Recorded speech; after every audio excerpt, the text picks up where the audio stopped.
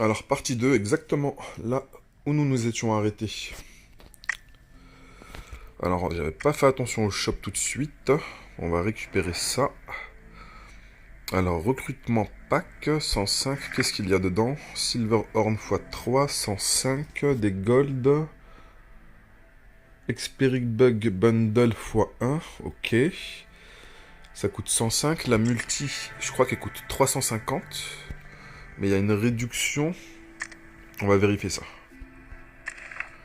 La multi, c'est 350. On a un recrutement gratuit. Ah, j'ai pas regardé les rates aussi. Ok, 3 étoiles. Alors, probabilité. Alors, les 5 étoiles, apparemment ça existe. C'est des Platinum Horn. Silver Horn. Nous n'avons toujours pas cette ressource.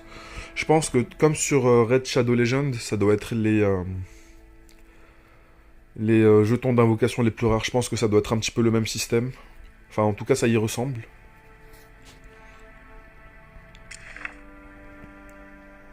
Alors, Natural 5 star, 7,5%. Après ça, c'est pour les Golden Horn. Golden Horn. Ok, ok. Alors, Silver Horn recrute. On a 0,5% de chance d'avoir un Natural 5 star entre eau, feu et terre. 8% pour un 4 étoiles. Et 91,5% pour du random 3 stars.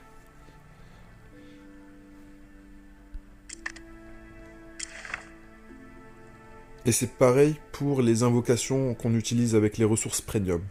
C'est le Silver Horn et le Silver Recruit. Excusez-moi pour mon superbe accent anglais.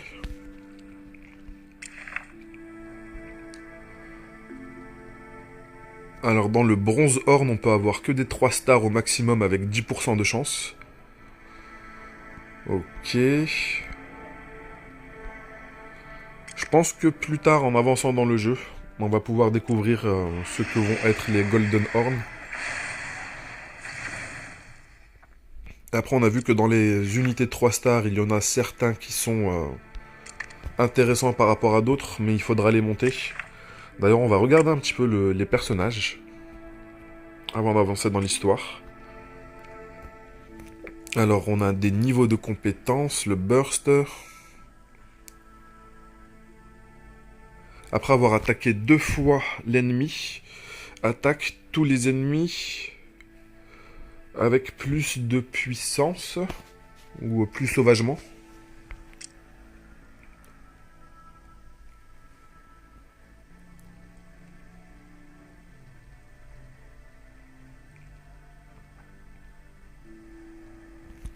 Ok, il va cibler les ennemis avec les PV les plus bas 4 fois, c'est pour ça qu'on a l'impression que ça fait une AOE quand il commence et qu'il fait des dégâts sur tout le monde. Mais après, je pense que ça va cibler celle qui a, comme c'est précisé, celle qui a le moins de PV, c'est une sorte d'exécute. Et chaque attaque a 70% de chance de réduire la défense, ça c'est vraiment ouf. Ça c'est ouf, ça c'est vraiment... c'est insane. Hein.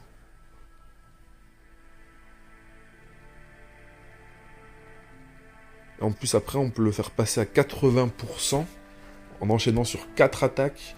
Quand c'est sur du mono-cible, ça va pas nous garantir à 100% de placer un death break, mais 80% à chaque attaque, c'est quand même assez violent. C'est assez violent. Sur du multi-cible, c'est quand même pas mal. C'est pas mal du tout.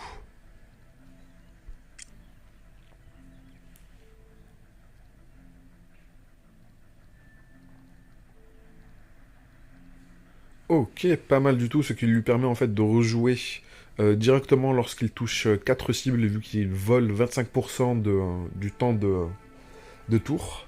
Ce qui va lui donner directement 100% s'il y a 4 cibles.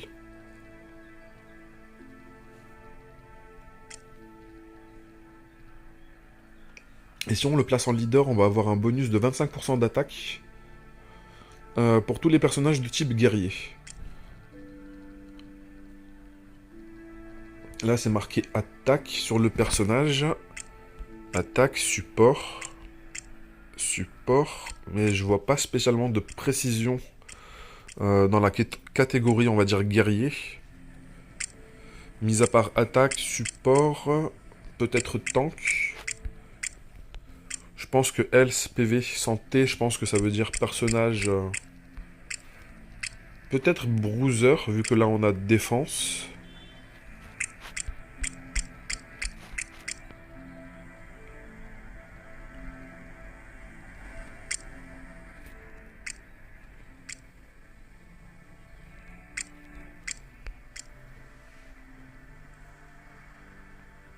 Voilà, la puissance de la compétence est basée sur les PV max du caster. Celui-ci qui est en défense, normalement. Je crois que c'est marqué défense, ou peut-être que c'est la manière dont il va scale ses dégâts. Là, ça va scale sur la défense.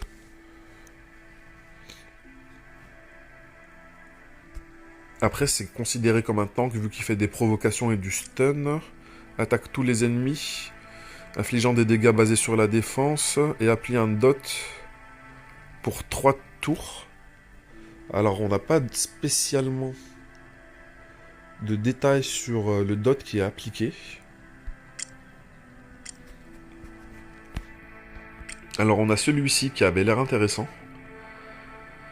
Attaque un ennemi et qui va l'empêcher en même temps de pouvoir régénérer des PV. Ça va lui mettre un debuff qui va insoignable.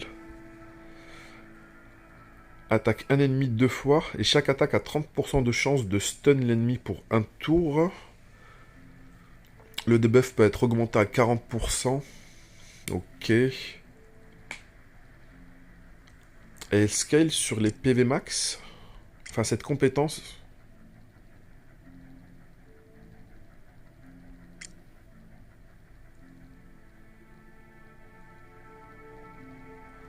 Ok, il lui faut énormément de PV. Plus elle a de PV, plus elle va infliger des dégâts, en fait, bonus. Basé sur la différence de PV qu'elle a. Cette compétence-là aussi, elle est basée sur ses PV max. Celle-ci, non. Et en tant que leader, elle va augmenter la résistance de tous les guerriers de 26% dans le Tribe Battle.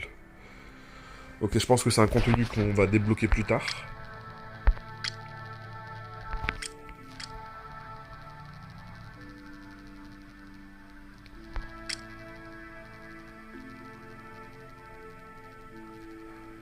Augmente son crit chance de 30%. Et ensuite, il va attaquer un ennemi, lui infligeant des dégâts proportionnels à ses propres PV max, au PV max de la cible. Ça, c'est pas mal pour tout ce qui va être boss ou tank qui ont énormément de PV. Pareil, basé sur les PV max. Cooldown de 3 tours. Ensuite, ça va être un cooldown de 2 tours. Du coup, cette compétence, on va la spam assez souvent quand même.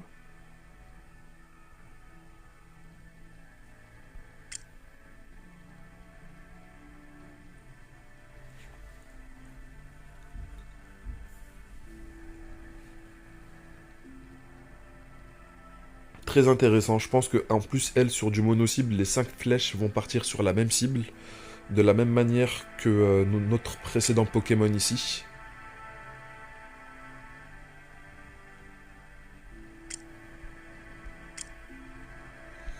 Ce personnage-là qu'on a eu gratuitement aussi, il a l'air très intéressant. Basé sur la speed. Réduction d'attaque et de défense. Sur du 3 tours maxé, ça va être sur du 2 tours, ce qui est vraiment pas mal de tours. Vu que le debuff, il est de 2 tours. Elle va faire en sorte de perma debuff attaque et de perma défense. Break le personnage. Mais moi, ce qui me dérange en fait, c'est le descriptif. Là, on n'a pas spécialement de pourcentage dessus.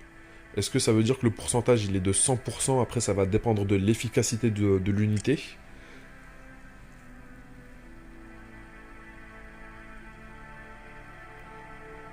Non, ce personnage est vraiment très fort. En plus d'augmenter l'attaque et la vitesse...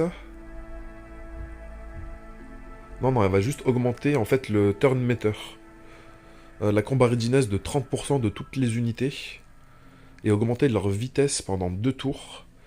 Et le spell va avoir 3 tours de cooldown au maximum une fois qu'il va être niveau 3. Ce personnage-là va apporter une très très bonne rotation à toute l'équipe. Après, peut-être que juste en avançant, on va récupérer des unités qui vont être un peu plus intéressantes, mais déjà, je les trouve très remarquables, ces petites unités qu'on a dès le début du jeu.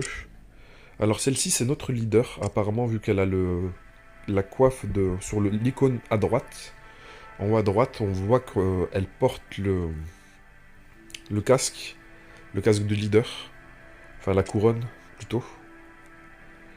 Là, ça augmente la résistance. Là, ça augmente l'attaque. Je pense qu'on va plutôt mettre lui en leader après, dans la formation. Alors, celle-ci n'a que 2 compétences, mis à part la compétence de leader. Attaque un ennemi 3 fois et a 20% de chance de stun l'unité pour un tour. Alors, lorsqu'on va augmenter la compétence, ça va passer à 25, 30, 40% de chance sur 3 attaques. Mais ce n'est pas dit que chaque attaque a une chance de faire proc le stun.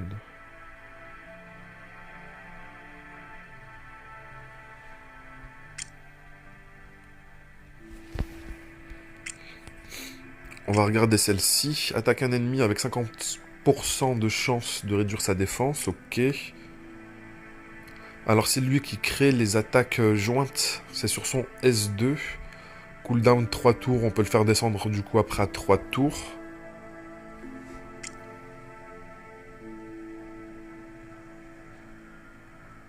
Et il gagne un tour directement après avoir tué un ennemi. Intéressant. Intéressant. Après, c'est un personnage 3 stars qui, je pense, va être utile au début. Peut-être que son utilité, ou peut-être que dans du contenu après plus HL, il pourra avoir une utilité, mais il est cool, mais je le trouve pas non plus insane. Je le trouve pas spécialement insane. Parce qu'après, je vais remettre en fait en doute son passif. Je pense pas que ça va être spécialement lui qui va faire les kills. Si c'est lui qui fait les kills à travers l'attaque jointe, si c'est lui qui... on va dire si l'allié termine l'unité, mais que le jeu considère que c'est lui qui a tué l'unité grâce à l'attaque jointe, ça pourrait être plus intéressant. Mais sur du mono-cible, on va voir que ça va être extrêmement... Cette compétence-là, sur du boss qui a énormément d'HP mono-cible, faudra l'oublier. Il va être peut-être un petit peu utile grâce à l'attaque jointe sur 3 tours, mais ça veut dire que une fois qu'il aura fait cette compétence-là, pendant 2 tours, il va faire que ça. Et pour Death Break, on a déjà de meilleures options. Alors ça, c'est la fake 4 étoiles. Enfin, fake. C'est juste que je suis pas satisfait qu'elle ait que 3 compétences, qu'elle n'ait pas de compétences de leader, en fait. Après, ça veut pas dire qu'elle est faible, hein. Elle a 3 compétences, lui, il a 3 compétences, ça reste un 4 étoiles. Même si elle n'a pas de compétences de leader, si ses compétences sont puissantes. Alors, attaque un ennemi 2 fois. Chaque attaque a 20% de chance de réduire la défense de la cible.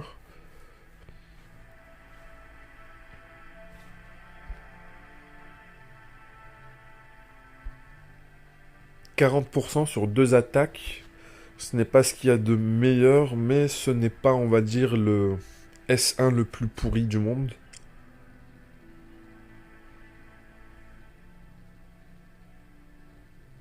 Alors cette compétence est déjà plus intéressante. Déjà il y a 3 attaques, et chaque attaque a 50% de chance.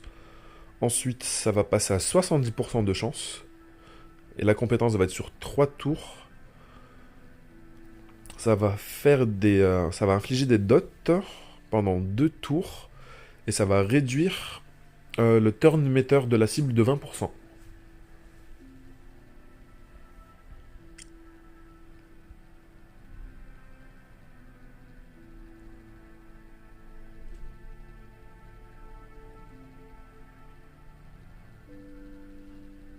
Ok, elle va pouvoir faire proc directement tous les dots sur le S3.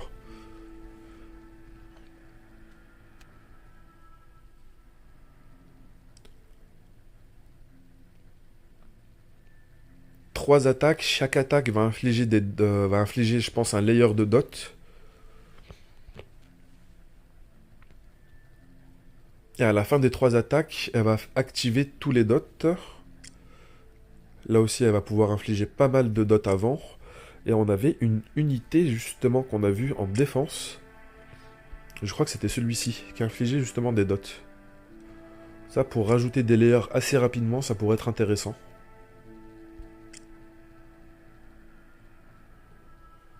Réduit les dégâts de 40% lorsque ses PV arrivent en dessous de 50%. Ça, c'est vraiment pas mal comme passif pour un tank.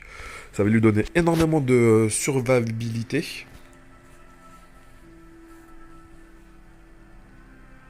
« 40%, c'est vraiment énorme, je trouve. C'est vraiment ouf.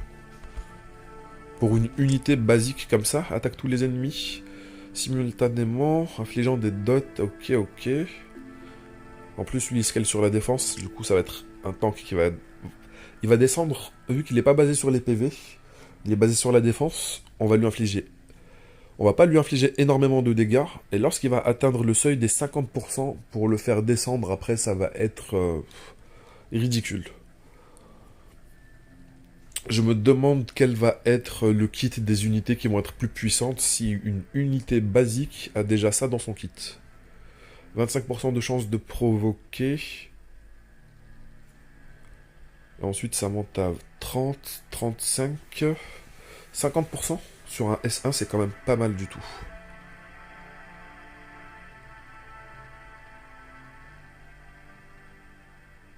Ah non, c'est de stun. 50% de stun. Les chances de provoquer sont différentes. Mais 50% de stun, déjà 50% de chance de stun, c'est vraiment ouf. Faudra voir après ce que le jeu nous mettra à disposition. Il y a différents sets, il y a des sets counter qui pourraient faire proc assez rapidement sa capacité à stun.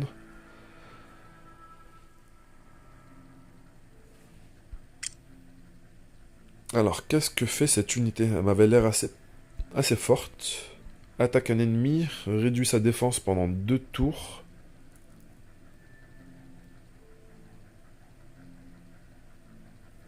Et si il attaque... vu que c'est une unité eau, s'il attaque un ennemi en feu, qui a son attribut élémentaire avantageux,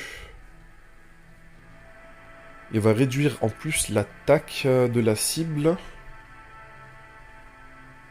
Et si c'est le même attribut élémentaire, il va stun l'ennemi pour 1 tour. Si c'est un élément élémentaire supérieur à lui,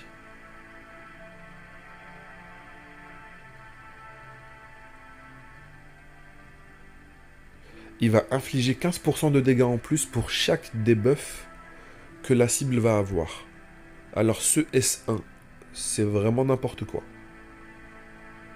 Si c'est du même attribut, c'est-à-dire que si la personne est d'élément haut, il va stun, je vois pas de pourcentage de chance d'effet, j'ai l'impression que c'est de 100%.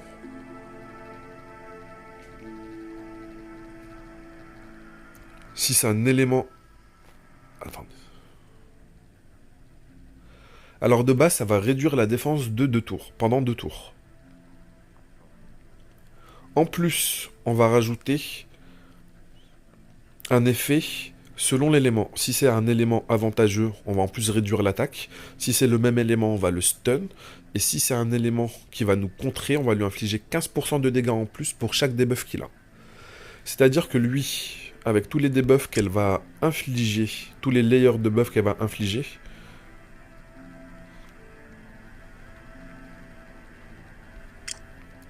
si c'est une unité feu, il va la charcuter ensuite. Pour chaque debuff, 15% de dégâts en plus. C'est vraiment ouf. On va arriver à 50% et plus, mais juste avec 4 debuffs. 4 debuffs, on est à 60% de dégâts en plus. Le fait d'avoir un élément désavantageux va être un très gros avantage en fait avec ce personnage-là. On va regarder le reste de son kit. Attaque tous les ennemis avec 75% de chance de réduire la vitesse pendant 2 tours. Ça c'est pas mal du tout, surtout avec ce support là qui va augmenter notre vitesse. Attaque un ennemi 3 fois, chaque attaque a 25% de chance de stun l'ennemi et inflige 50% de dégâts bonus si la cible est immobilisée. Imaginons que la cible a 4 ou 5 debuffs, on va juste partir sur 4.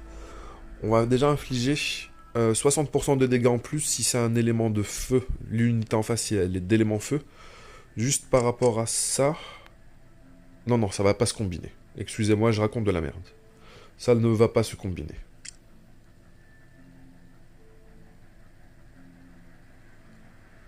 Vraiment très forte cette unité. Vraiment très intéressante.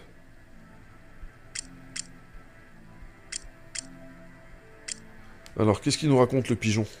Attaque un ennemi 2 fois, 45% de chance de réduire la défense. Mais réduire la défense, j'ai l'impression que c'est le kit... on retrouve ça un petit peu dans toutes les unités.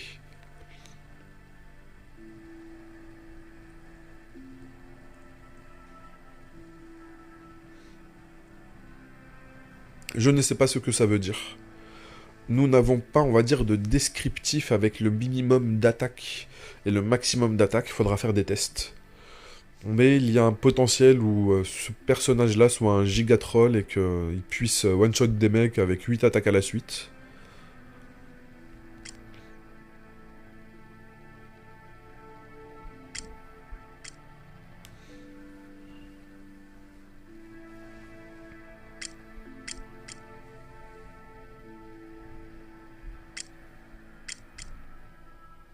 Ah, pas mal. Augmente la crit chance de 23%. Tant qu'on n'a pas capé le crit de nos personnages à travers le Djir, ce personnage-là va être intéressant pour le début de jeu. Surtout apparemment dans les formations où on va devoir utiliser justement des éléments feu.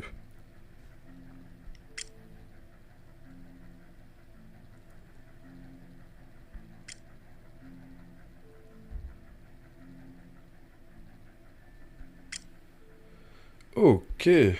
3 stars qui apparemment est utile. Ça a l'air d'être le genre de waifu qu'il y a dans ce jeu.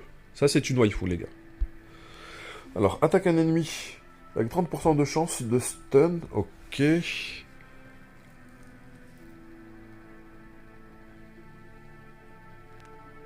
50% de chance sur le S1. Alors, augmente son turn meter de 50%. Augmente son crit chance aussi. Pendant 2 tours. Et contre-attaque lorsqu'elle a attaqué. Et réduit les dégâts subis de 50% pendant la durée du cooldown du skill. Ok. Ok, ok. N'importe quoi ce personnage. C'est un violette. J'ai l'impression que c'est comme un violette en fait.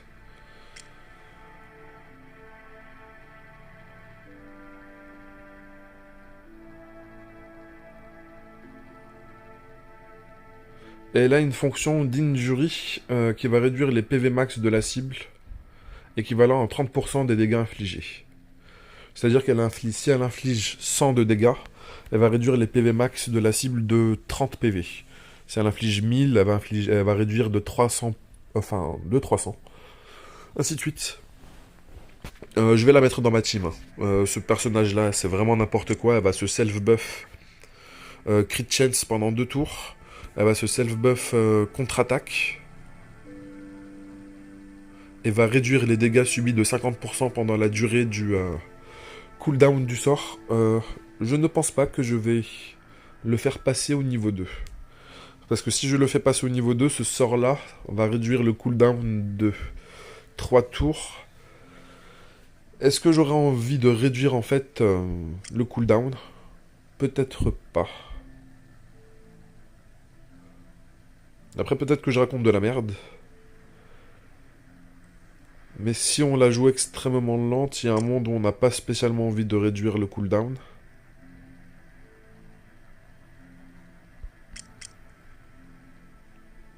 Augmente les PV. PV qui augmente sa survie, qui va augmenter sa capacité à pouvoir provoquer des contres.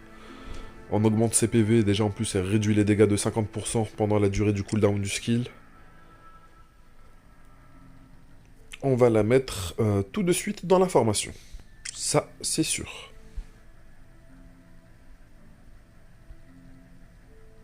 Nous avons déjà vu ce personnage-là.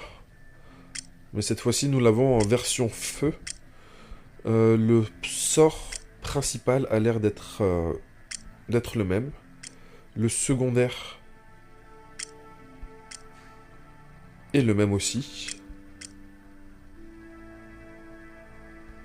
Ce sont les mêmes cooldowns, les mêmes effets de progression de niveau. Le dernier sort va être différent. Attaque tous les ennemis 2 fois. Chaque attaque a 65% de chance d'infliger un dot pendant 3 tours.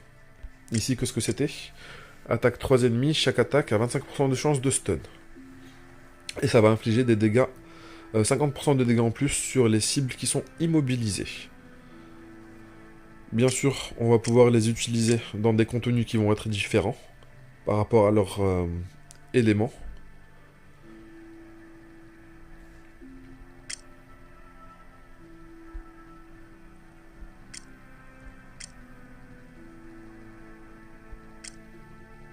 Attaque un ennemi avec 50% de chance de réduire la def, ok, basique.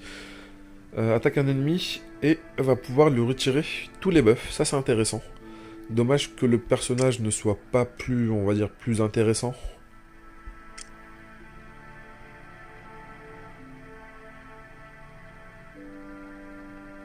Alors, augmente sa défense.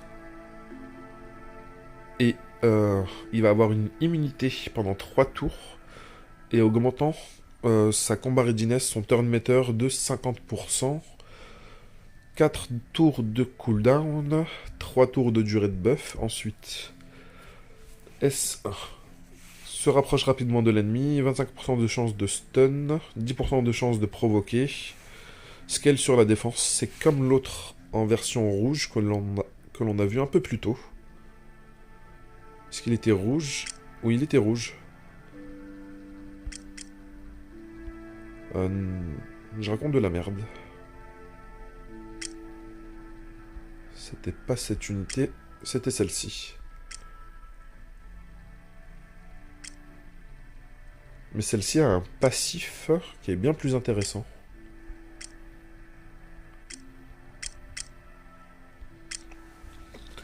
Ce qui voudra dire qu'il y a des personnages selon leurs éléments seront plus ou moins intéressantes. Hein. Celle-ci, je la trouve vraiment pas ouf en tank, alors que celle-ci,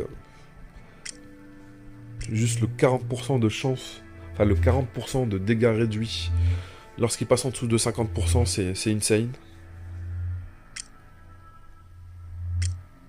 Ok, alors Madame Counter, la waifu Counter existe aussi en version verte et nous avons la chance de l'avoir récupérée.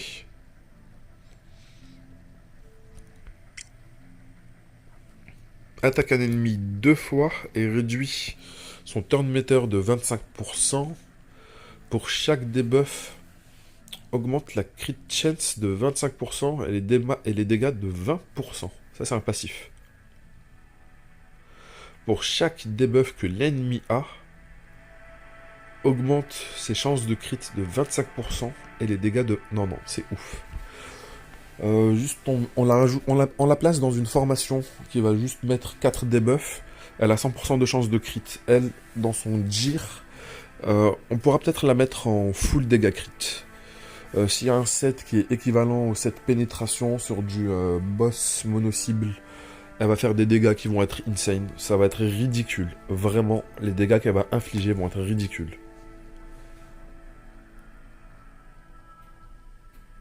Pour chaque debuff, augmente les dégâts de 20%. Je ne sais pas quelle va être la limite. Il faudra faire des tests pour ça. Parce qu'on va dire, s'il y a 10 debuffs, est-ce qu'on va augmenter les dégâts de 200%?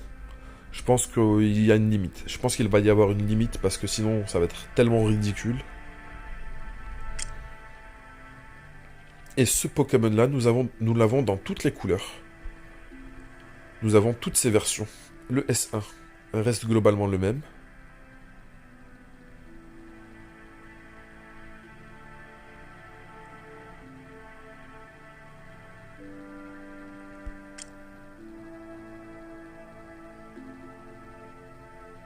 Le S2 n'a rien à voir, parce que les deux autres ont un S2 qui ont une capacité en AOE. Lui, c'est une capacité en mono-cible qui va scale sur sa vitesse.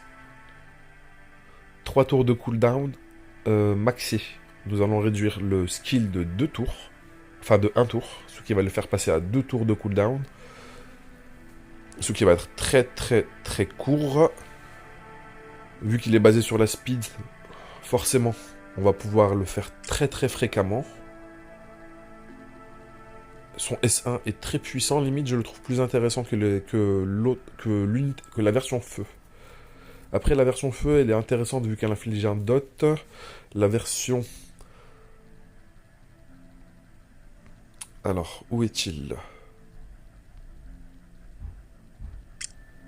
La version bleue, elle réduit la vitesse, ce qui synergise bien avec cette unité-là qui va augmenter la vitesse. Le dot va bien synergiser avec cette unité-là. Plus il y a de dots, lorsqu'elle va les faire péter tous les dots, ça va faire énormément de dégâts. Mais lui, il est intéressant. Alors, c'est quoi ici? Augmente ses crits de 25%.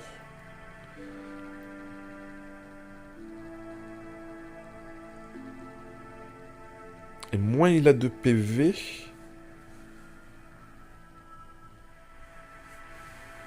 Last stand passif. Ok, c'est un petit peu comme Tryndamere. Lui, c'est un petit peu un Tryndamere. Moins il aura de PV, plus il va augmenter les dégâts crit.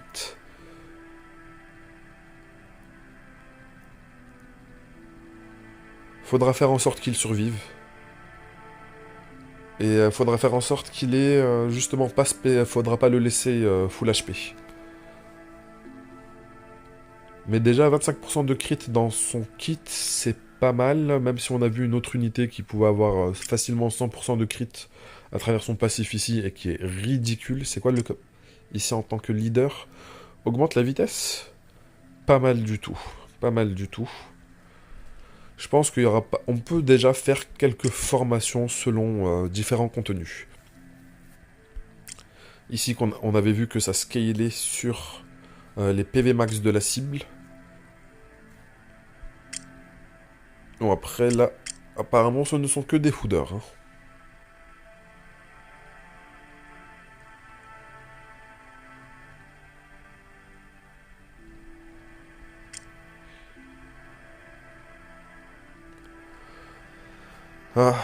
Est-ce qu'il y a des trolls qui vont jouer des personnages comme ça? On commence par du S2 et après on va faire que du S1 lifestyle. Ça pourrait être un personnage un petit peu ridiculement bête et méchant.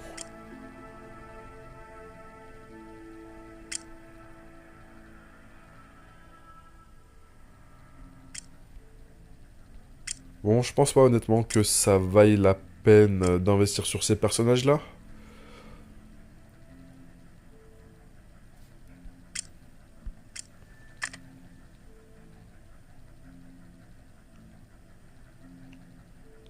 Une demi-heure déjà. Désolé. Je pensais que j'allais faire... j'ai un petit peu trop pris mon temps, on va dire. Nous allons continuer à avancer dans le jeu. Alors, quelle formation? Celle-ci, je pensais la retirer, justement.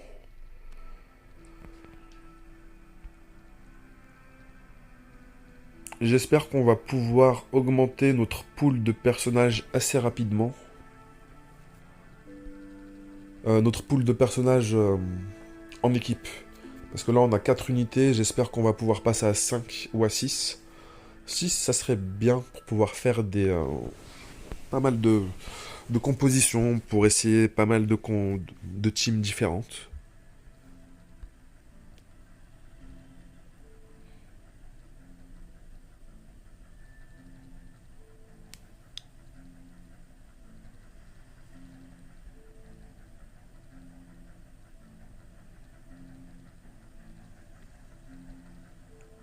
Celle-ci, j'ai envie de tester sa capacité justement de contre. Le tank... Non, c'est pas un tank. Celui que j'ai retiré, c'est celui qui fait les attaques jointes. Est-ce que j'ai vraiment envie de l'avoir dans ma formation pour les attaques jointes? Peut-être que je pourrais l'utiliser. par rapport à l'autre unité que j'ai dans toutes les couleurs, qui a un S1 bien particulier selon l'élément en face. Ça pourrait être intéressant de mettre les 3 Pokémon ou 2 Pokémon comme ça, avec celui qui fait l'attaque jointe.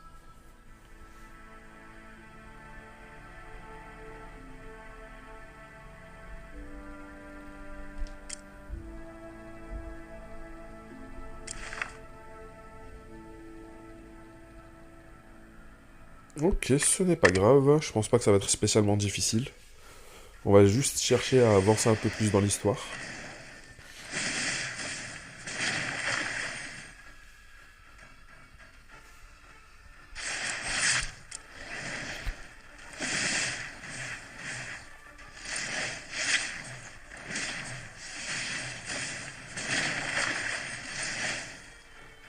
Après, les animations, je les trouve pas spécialement dégueulasses.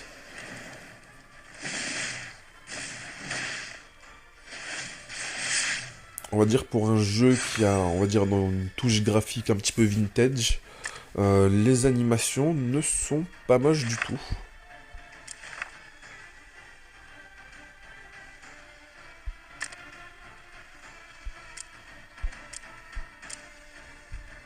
Je pense qu'on va plutôt mettre celui-là en leader.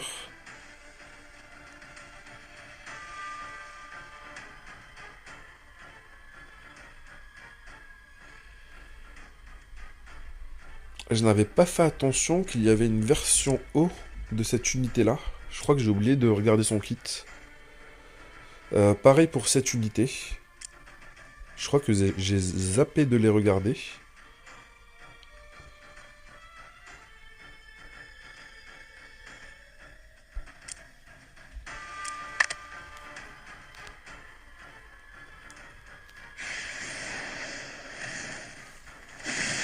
Là, on voit qu'au niveau de l'histoire, on est en train de overpower totalement les unités. Mais après, c'est le début de jeu. On va dire que c'est normal.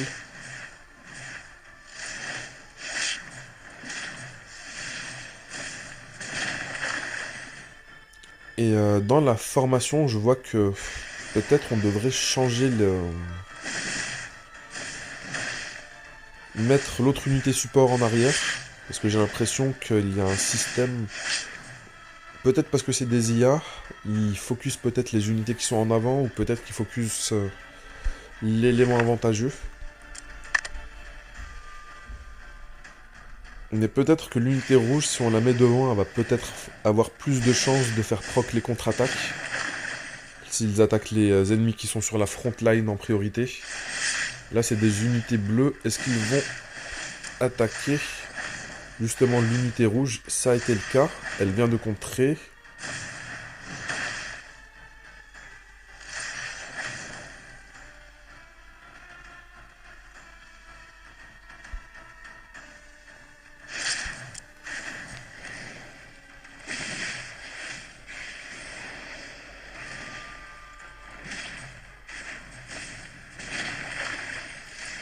Mais en général, là, apparemment, ils sont en train de suivre l'avantage élémentaire pour target les cibles.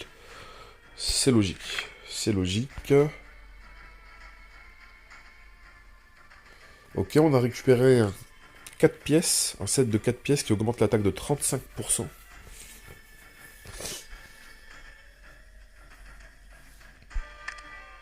Ok, on va avoir le petit tutoriel, normalement, pour placer le set.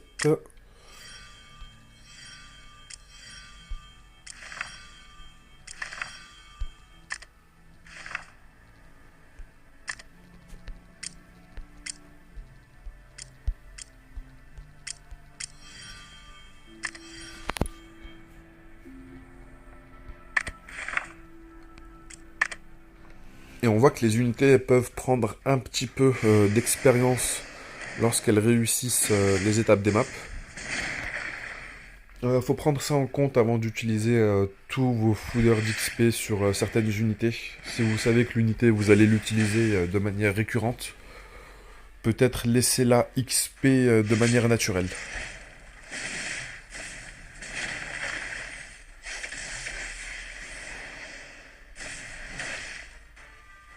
D'ailleurs, c'est ce que je vous conseille de faire sur Etheria Restart. Il y a certaines personnes qui conseillaient de farmer les zones pour récupérer des ressources justement pour augmenter l'XP des personnages. Moi, ce que j'avais fait, c'était que je farmais directement en fait les hunts pour récupérer du gear et les unités, gagner en fait un petit peu d'expérience à la fin de chaque run. Ça m'évite en fait de dépenser ma stamina pour farmer de l'XP que je vais avoir au fur et à mesure de toute façon. Alors que farmer le gear, si on ne dépense pas de stamina en particulier pour farmer de l'équipement, on va pas en récupérer. Là, il nous force à placer cette unité-là. Non, il nous force à rien du tout. On peut placer qui l'on veut. Enfin, l'unité que l'on désire. Peut-on placer la même unité de différents éléments? Il y a certains jeux qui bloquent. Non, là on peut placer vraiment, si j'ai l'unité haut de cette... si j'ai la version haut, je peux mettre les trois dans la même formation. Ok.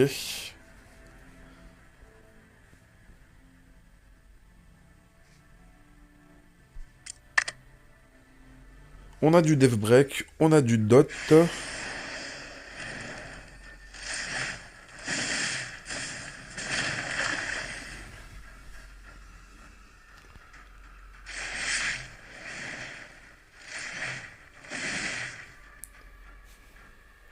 Bon, pour le moment, ça se passe très bien.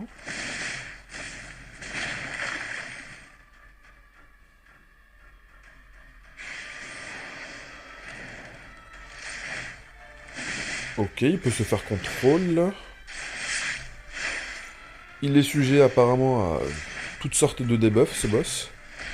Lorsqu'il tombe à 0, il régène un petit peu.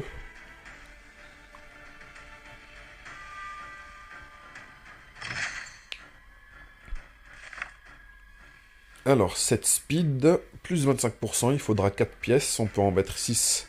Il doit peut-être y avoir des 7 sur 2 pièces seulement. Crit chance en main stat. 7 speed, il n'y a pas de speed en subs, c'est un petit peu triste. Mais on va dire que pour le début de jeu, on a déjà du main stat en... Enfin, du taux de crit en main stat, c'est ce qui peut être très intéressant pour rapidement cap et crit certaines unités. On a vu qu'on en avait une qui avait déjà 25% en passif. En augmentant l'item, le 2% va sûrement augmenter à 10, 11, 12, 13, 15. Ça va dépendre de l'augmentation. Qu'avons-nous ici? 7 attaques, qui est déjà plus 6. 7 attaques, qui a plus 6 avec des subs qui sont très intéressantes. Crit chance 8%. Alors cette fois-ci, l'item n'est pas augmenté. Et le 7 n'est plus le même. Stun chance 25%. Sur 4 pièces. Un set 4 pièces qui a une spécificité de stun. C'est vraiment pas mal parce qu'on a vu qu'il y avait des unités qui avaient sur plusieurs attaques des chances de stun qui sont plus ou moins petites. 20, 30, 40% de chances de stun sur 2 attaques.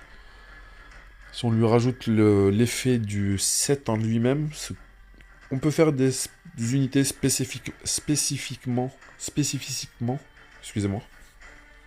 Je vais partir m'hydrater juste après. Sur leur kit, leur capacité à stun. Ok. 2 pièces, crit chance 12%.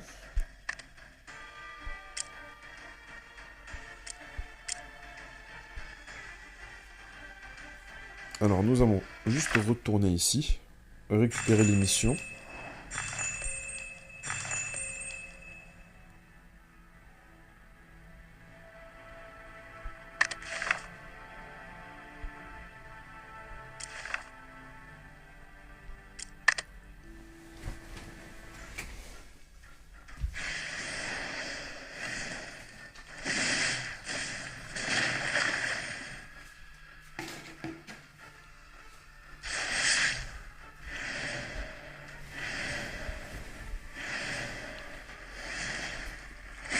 Alors, Battle End, Battle Effect.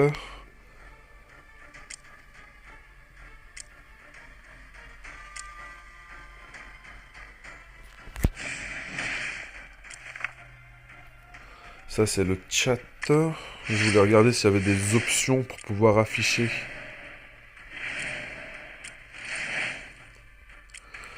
Si on pouvait afficher justement le turn meter des personnages. Le tour, enfin, je sais pas comment le dire, le turn meter. La barre de... La barre d'action des personnages.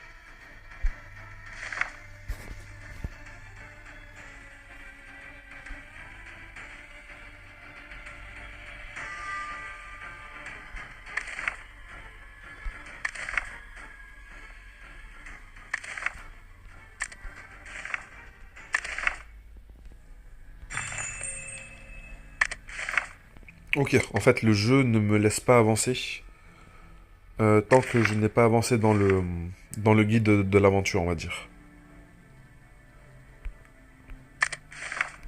Avant ça, nous allons vérifier ce qu'il y a. Sign-in, 150 ressources premium, très bien. Est-ce que nous avons débloqué d'autres choses? Je n'ai pas l'impression ici.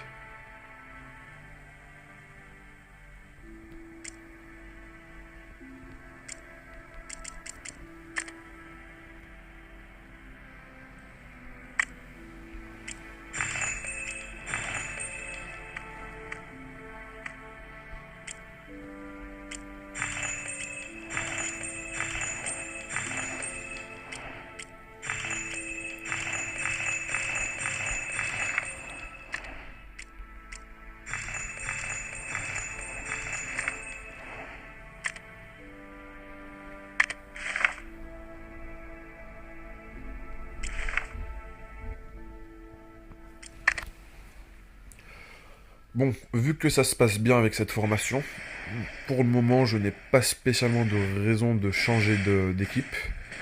Après, on voit que l'unité en face, elle est d'éléments bleus. Ça serait plus pertinent de mettre des unités qui vont être d'éléments, on va dire, vertes. Après, ils vont focus l'unité qui a normalement la capacité de pouvoir se placer des contre-attaques. S'ils focus principalement une unité qui a la compétence de contre-attaquer, est-ce que c'est problématique pour moi? Là, ils vont focus l'unité rouge qui va continuellement contre-attaquer. C'est intéressant. Et en plus de contre-attaquer, elle a une réduction de dégâts de 50% pendant la durée du cooldown de son spell. Elle va se faire focus, vu qu'elle est d'élément rouge. Mais elle va subir des dégâts qui vont être réduits grâce à son passif.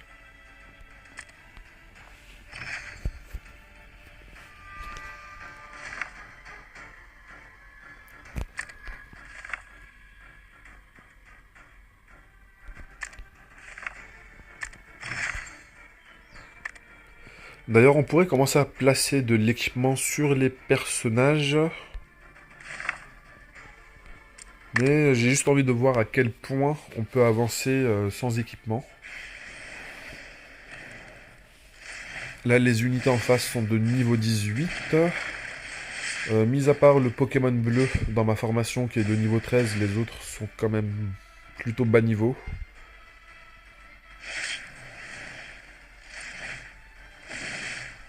Là d'ailleurs on commence à voir que, on va dire, le mini-boss avant le boss principal se prend beaucoup moins de dégâts. Qu'ils n'ont pas spécialement focus la cible rouge et qu'ils ont charcuté l'unité verte qui était derrière.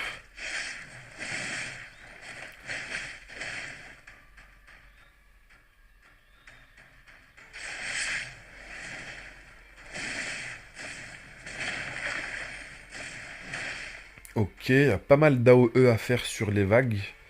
Il y a quand même 3 vagues avant la vague du boss. Si on n'a pas d'AOE, ça va prendre pas mal de temps.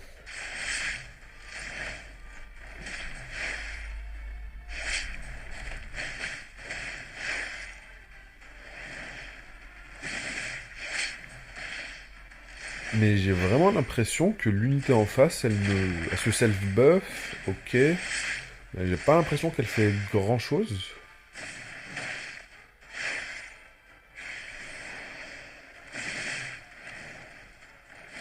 Peut-être que dans les paliers supérieurs, on va se rendre compte de ce qu'il fait. Parce que là, pour le moment, j'ai l'impression qu'il regarde mon équipe dans le blanc des yeux. Ah, il a décidé de bouger. Très bien.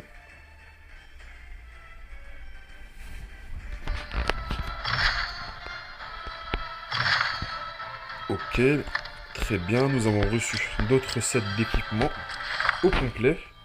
Ce qui est GG, hein, bien sûr, vu qu'on a plusieurs Pokémon à équiper. Par contre, l'auto-ingrave, ça m'intéresse pas trop, mon gars. Hein. Moi, ça m'intéresse pas, l'auto-ingrave. Non, merci. Après, c'était juste un tutoriel pour nous montrer qu'on pouvait auto-ingrave. Pour le moment, on va pas spécialement se pencher sur équiper nos personnages tant qu'on arrive à avancer. Alors, pas mal de récompenses, des invocations, et je pense que c'est un coffre de sélection d'items.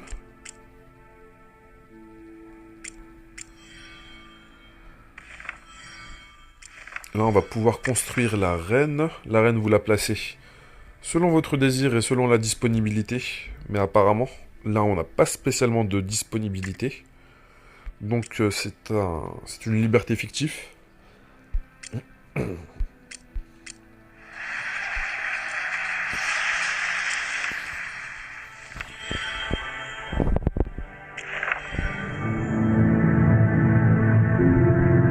c'est un combat de tutoriel, donc ce n'est pas spécialement important de ne pas avoir équipé les personnages.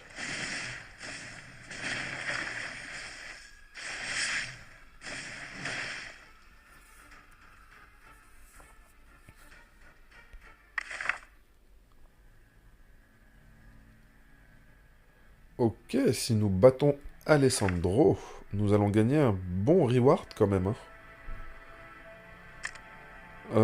Je pense que nous allons commencer à placer de l'équipement.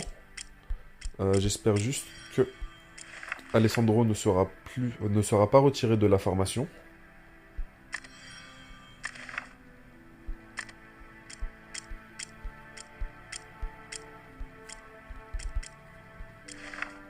Ok, mon ami Alessandro est toujours ici.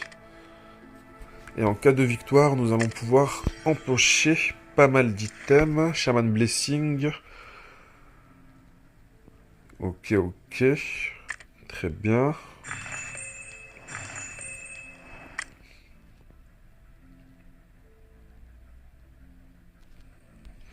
Nous allons déjà donner de l'équipement à cette unité-là, qui est un petit peu broken tier, je trouve. Pour une unité de 3 étoiles avec son système, on va regarder son kit pour se le rappeler.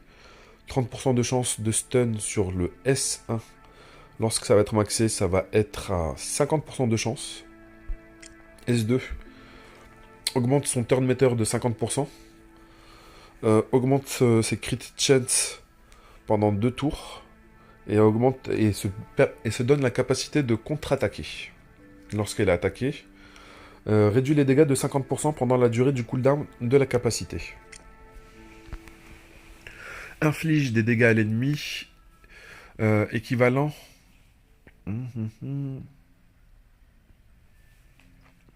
Alors, excusez-moi. Inflige des dégâts à un ennemi unique, infligeant des dégâts basés sur les PV max de l'ennemi. Et ça va réduire les PV max de la cible de 30% des dégâts infligés.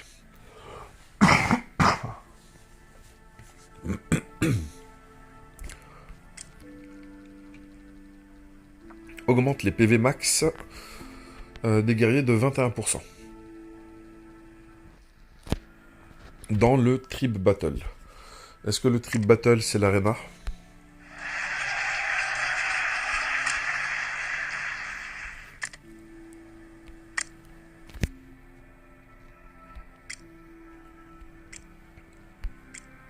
Qu'avons-nous à notre disposition? Nous avons à cette stun, nous avons 4 pièces. Illusion, à quoi ça correspond? Illusion. Ça augmente la vitesse On s'en fout. Je ne cherche pas spécialement de vitesse sur ce personnage-là. Le Frenzy correspond au Crit Chance. Là, nous pouvons lui placer un 4... Twack.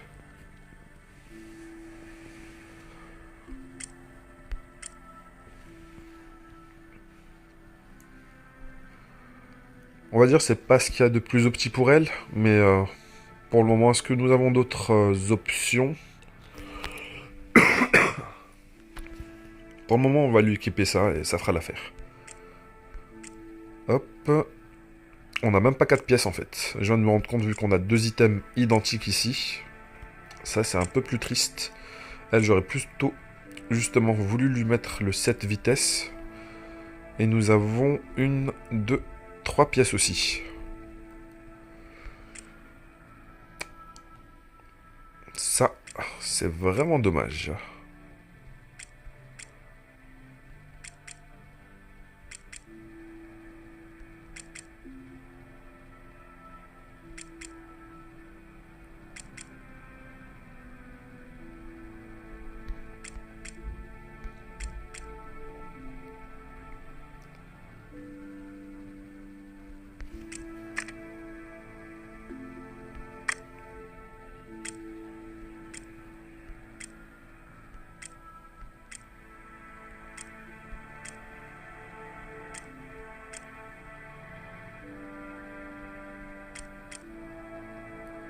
Bon, c'est vrai qu'il y a de la speed dans l'autre équipement. Mais dans le early, je pense que les 4% de crit seront bien plus impactants.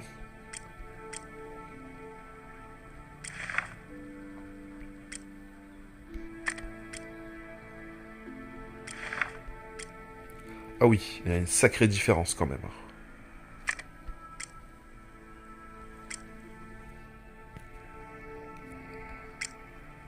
Elle, on va quand même lui donner l'équipement de cette attaque. Enfin, on va quand même lui équiper les autres pièces.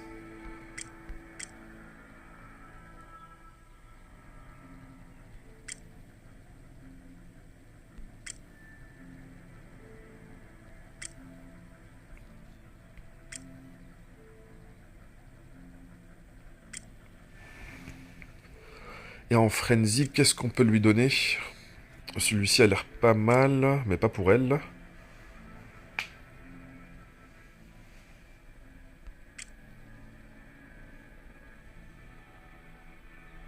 PV, défense, c'est vrai qu'elle a besoin d'être un petit peu bulky celle-ci. Elle a besoin d'avoir pas mal de résistance. Faut qu'elle puisse tanker. Faut qu'elle puisse encaisser les coups en fait. Si elle encaisse pas les coups, elle va pas pouvoir faire proc les contre-attaques. Hein. Si elle meurt... Alors on va lui mettre ça quand même pour dépanner, c'est toujours mieux que rien. Même si je ne suis pas fan de la speed, pour le moment on n'a pas grand chose d'autre à lui donner.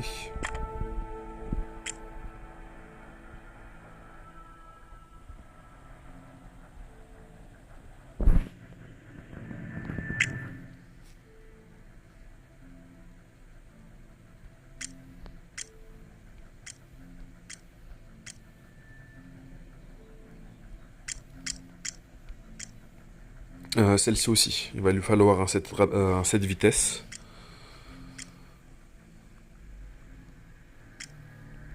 Après là je leur donne ces équipements pour qu'ils aient un minimum de statistiques.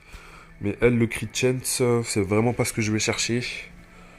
Je vais plutôt faire en sorte qu'elle ne meure pas.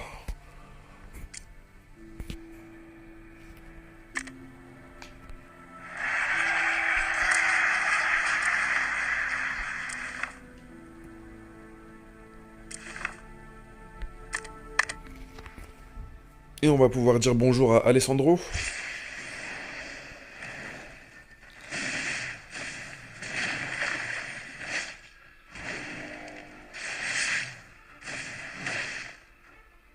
Peut-être que je me suis un petit peu trop pris la tête.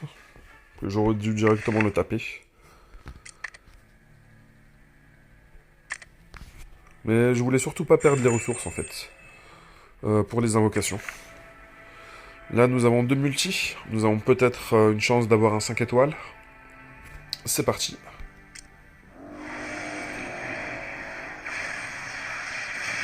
Dommage. Alors, nous avons maintenant toutes les versions de cette unité. On peut pas regarder directement le kit ici. Là, nous avons la version bleue de la Waifu singe. Ok. Nous l'avons récupérée 2 fois, celle-ci. Un doublon ici.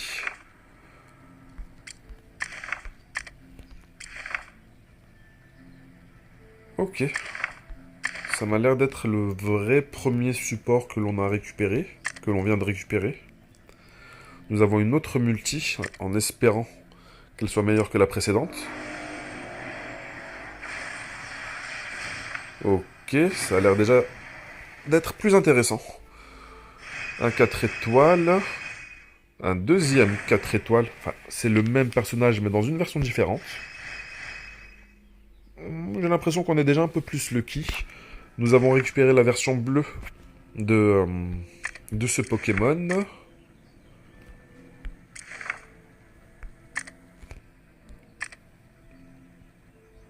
Je ne sais même pas si je dois être satisfait ou pas, mais pour le moment, ça a l'air d'être pas mal du tout.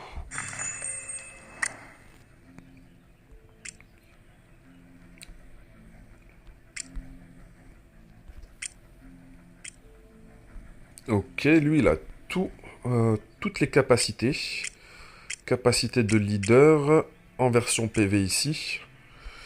Capacité de leader en version défense ici.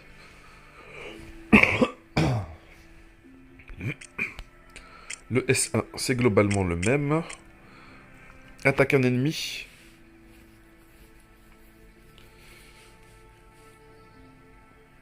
Les dégâts sont basés sur les PV max de notre propre unité.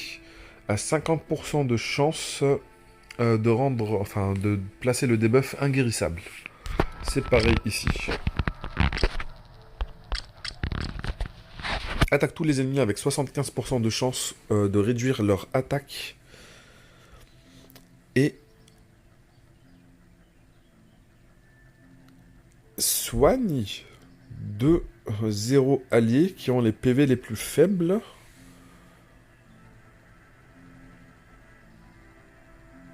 Équivalent à 10% de leur PV max. Et plus on a de PV, plus on inflige de dégâts. Mais par contre, le heal, c'est on va heal 2 unités. On va les régène de 10% de leur PV max. Ok.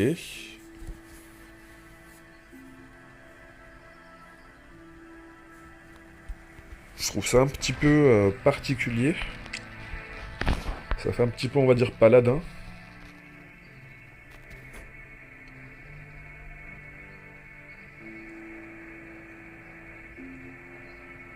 Par contre, là, le S3, il est vraiment ouf. Attaque un ennemi et réduit les PV max de 50% des dégâts infligés. C'est-à-dire, si on lui inflige 1000 de dégâts, on va réduire... Déjà, on va lui infliger les 1000 de dégâts.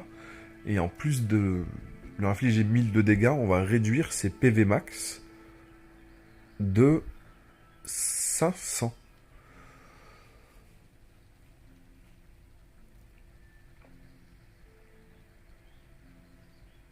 Si l'unité à qui on vient de réduire les PV max de 500, déjà on lui inflige 1000 de dégâts, en plus on lui réduit ses PV max de 500, si il se prend un heal, ça veut dire qu'il pourra heal au maximum de 500 en fait, vu que ses PV max ont été réduits.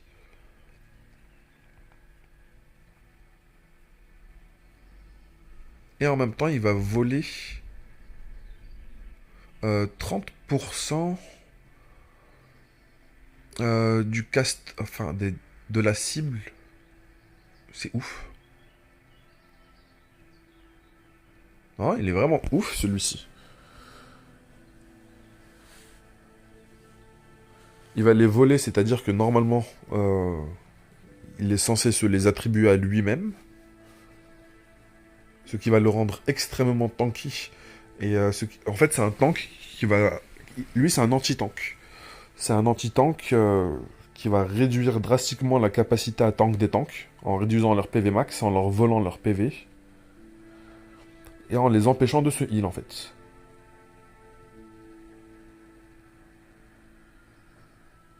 si cette attaque... Alors ça c'est ouf. Si l'attaque elle kill l'unité, le cooldown de la compétence est reset. Très intéressant. Très très intéressant.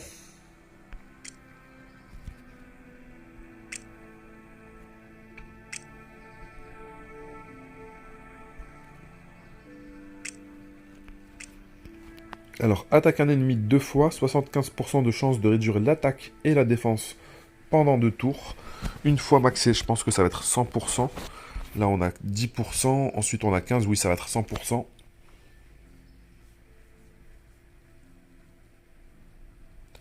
Basé sur les PV max de la cible. Plus on a de PV, plus ça infligera de dégâts. Ensuite, intéressant. Retire tous les debuffs des alliés. Et ça va leur donner un buff d'endurance et une immunité pendant 2 tours. Ah oui. Vraiment très très fort pour jouer justement. On peut encaisser avec lui les debuffs, on peut encaisser le premier tour de l'adversaire, on va dire. Et ensuite, on va pouvoir enlever les problèmes et régler ce problème-là justement. On va retirer les debuffs, placer une immunité au debuff et un endure. Mais je sais pas à quoi ça correspond. Faudrait que les devs fassent un plus gros travail au niveau du descriptif. Ou sinon qu'ils rajoutent un descriptif détaillé.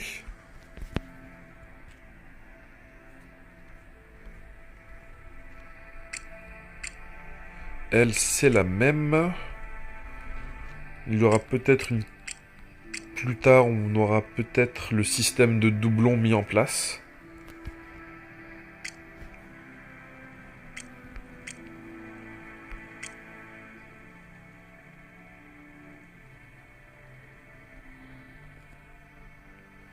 Ok, c'est comme la version verte. Mais elle n'a pas de S3 en fait. Pas ouf. Pas ouf la version bleue de cette unité. Et celle-ci, en bleu, qu'est-ce qu'elle fait? 30% de chance de stun sur le S1. Réduction du turn meter. Enfin du...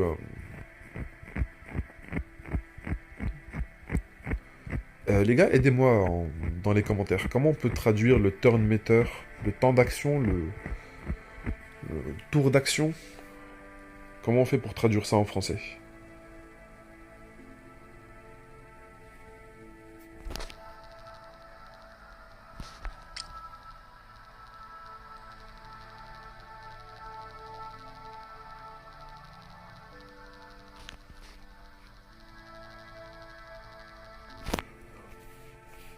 Alors, les ennemis qui n'ont pas de debuff, on va avoir 50% de chance de crit en plus.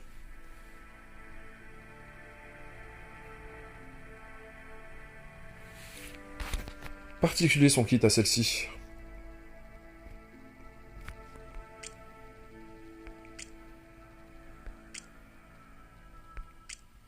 Je préfère les deux autres unités. Pas que celle-ci est nulle, mais...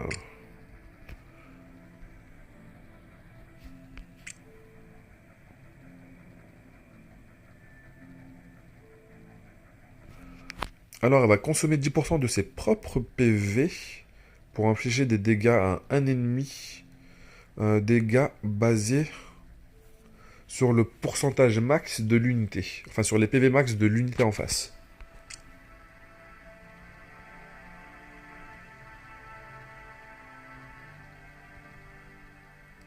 Ok. Une AOE qui va réduire la vitesse de tous les ennemis avec 50% de chance avec 50% de chance de réduire leur tour d'action de 30%. Pas mal du tout. Pas mal du tout.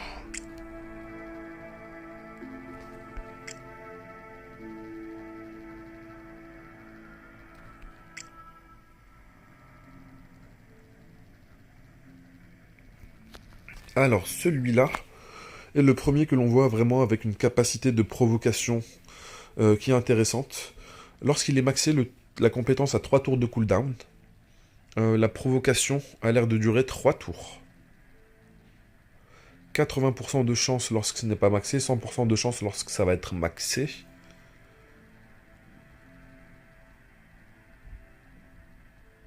Et en plus de provoquer, il va augmenter sa propre défense aussi.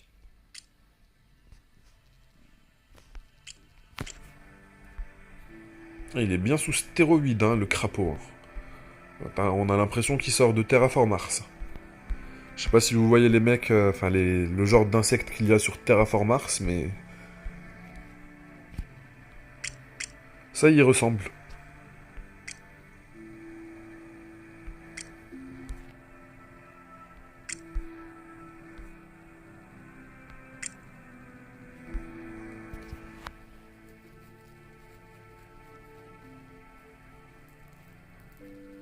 Alors, basé sur les PV max, attaque un ennemi et elle va restaurer 50% des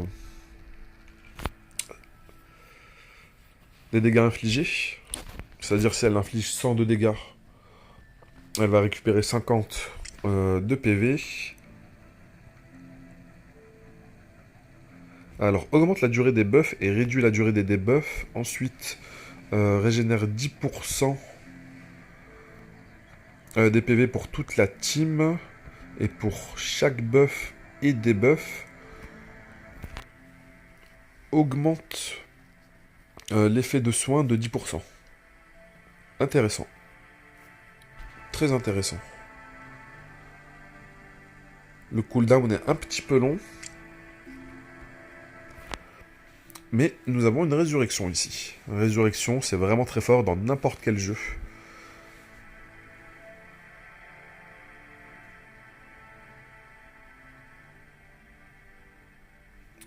La cible qui va être ressuscitée va ressusciter avec 50% des PV. Et elle va avoir un heal sur la durée équivalent à 15, va heal 15% de ses PV. Chaque tour pendant 2 tours.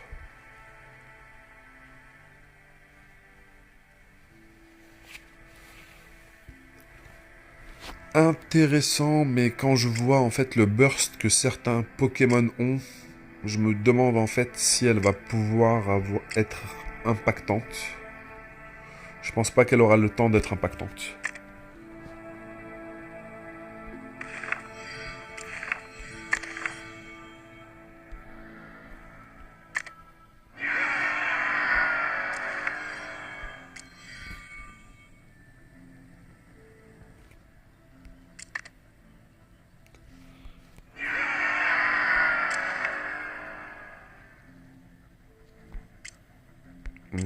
À quoi correspond cet élément?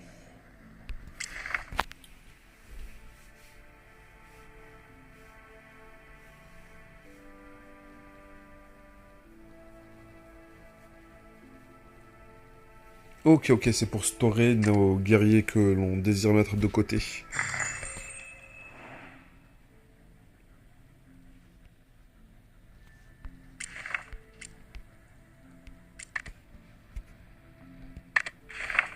Alors là, c'est compléter l'histoire. C'est le dernier élément qu'il nous faut. Terminer l'étape 4, nous allons la faire tout de suite. Pour le moment, nous allons rester sur cette formation.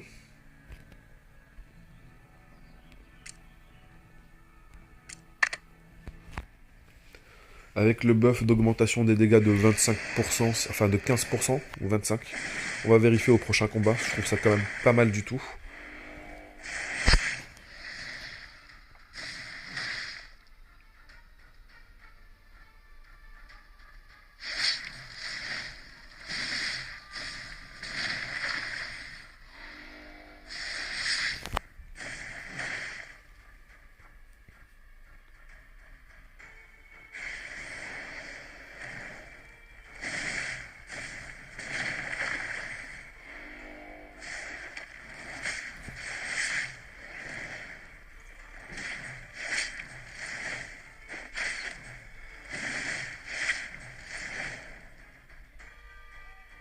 D'ailleurs, je joue souvent en fait dans le salon, on regarde un petit peu Netflix avec ma femme. Désolé, je vous raconte un petit peu ma vie. Et elle regarde souvent les gachas auxquels je joue, et des fois je la fais même participer, je la fais un petit peu farmer sur certains jeux. Et au moins sur celui-ci, c'est sûr que je vais pas avoir de réflexion particulière par rapport au bruitage, ni au fanservice.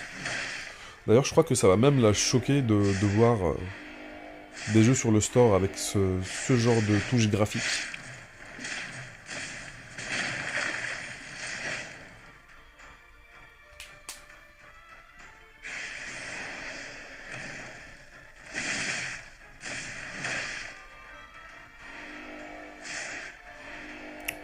Peut-être que je devrais augmenter un petit peu l'équipement justement de l'unité bleue.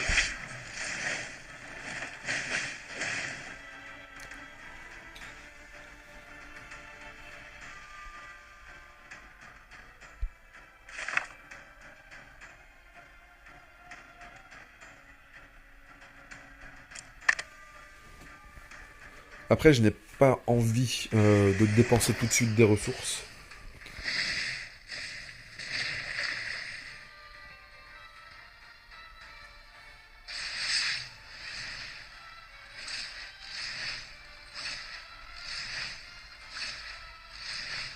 Magnifique. Le fait qu'elle soit d'éléments désavantageux devient un avantage par rapport à la contre-attaque.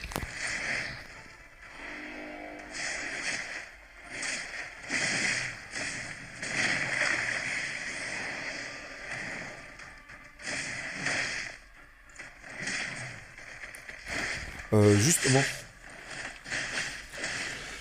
je me disais, là, vu qu'il y a pas mal en fait de buffs vitesse par rapport à cette unité-là, est-ce que ça serait... Après, je n'en suis toujours pas là, hein, pour augmenter les compétences de l'unité, mais je me suis dit que c'était pas spécialement nécessaire d'augmenter son S2 pour gagner justement, toujours garder en fait un cooldown plus long, pour pouvoir profiter de la réduction de dégâts de 50%. Mais je pensais que la contre-attaque allait durer aussi de manière passive. Mais je vois que la contre-attaque a une capacité, je crois, de 1 tour.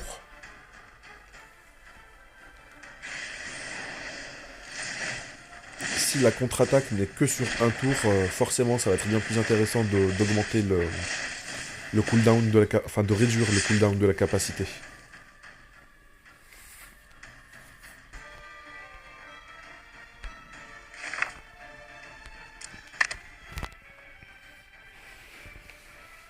Et dans la variété de stuff qu'il y aura à disposition, je m'attends peut-être à trouver un set lifestyle aussi.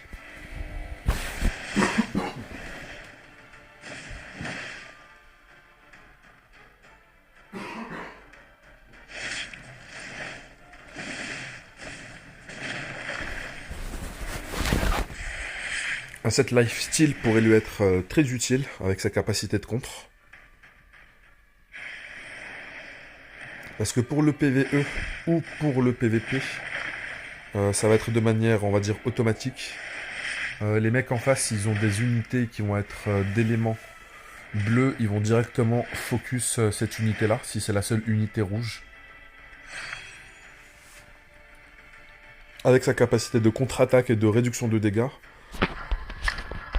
ça va être, ça peut vraiment faire un carnage en fait.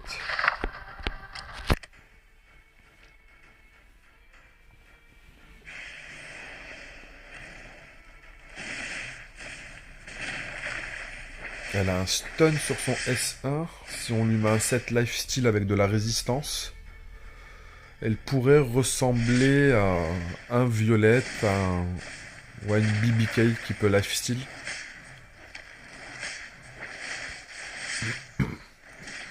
D'ailleurs aussi par rapport à Epic 7, on va pas tarder à refaire une vidéo. Je me suis un petit peu absenté. Mais j'avais pas mal de choses à faire aussi.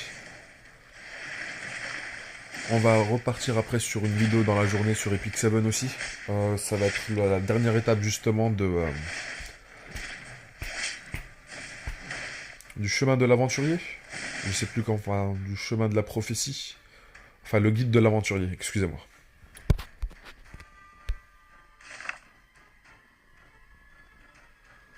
Et nous arrivons à la dernière étape.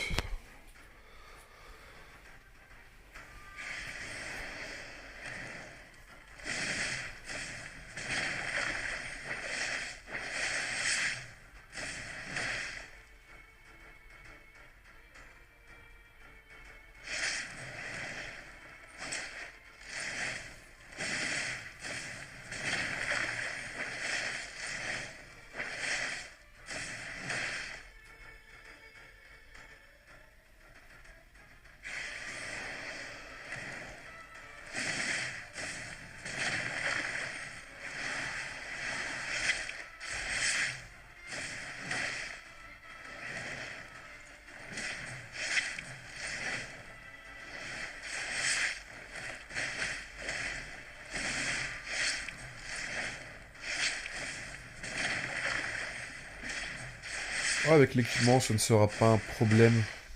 C'est juste que là, j'ai pas spécialement envie de farmer du stuff. Je voulais juste avancer dans l'histoire, mais c'est vrai qu'il faudrait que... Je pense que ça va se compliquer un peu plus. Il faudra un peu plus respecter les Pokémon. Ok, cette fois-ci, nous n'avons pas de multi intéressante. Là, c'est la multi qu'ils nous ont donnée, elle est vraiment pas ouf. Là, on a débloqué l'Abysse. Et le Highland aussi. Je ne sais pas encore à quoi ça correspond. Nous allons le découvrir ensemble.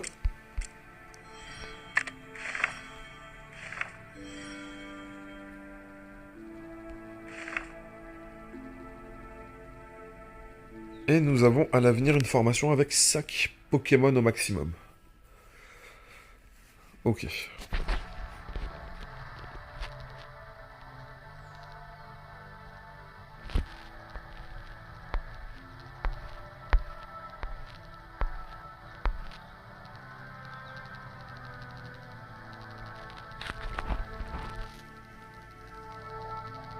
Alors je ne sais pas de quel élément sont les unités en face.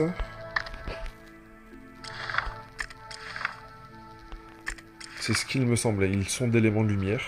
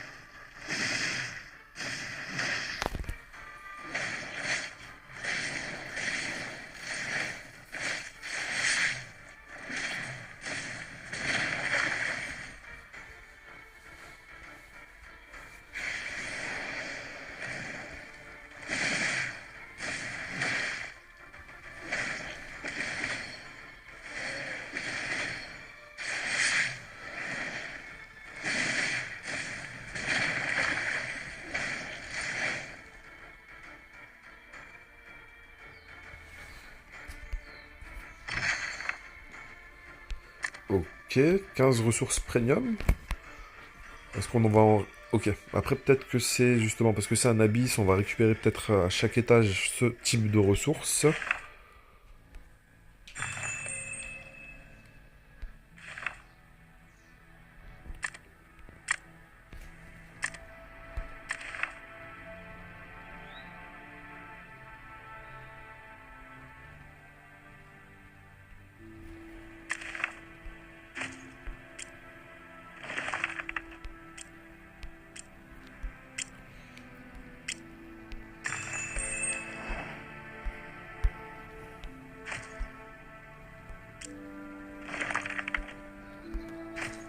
Ok, on peut commencer en fait à faire un petit peu d'excavation pour augmenter notre périmètre. Comme on peut voir, il y a des petits points dorés sur la map. Ça nous donne quelques petites récompenses. Je pense qu'on va être limité au niveau de l'excavation selon notre niveau d'avancement dans le jeu.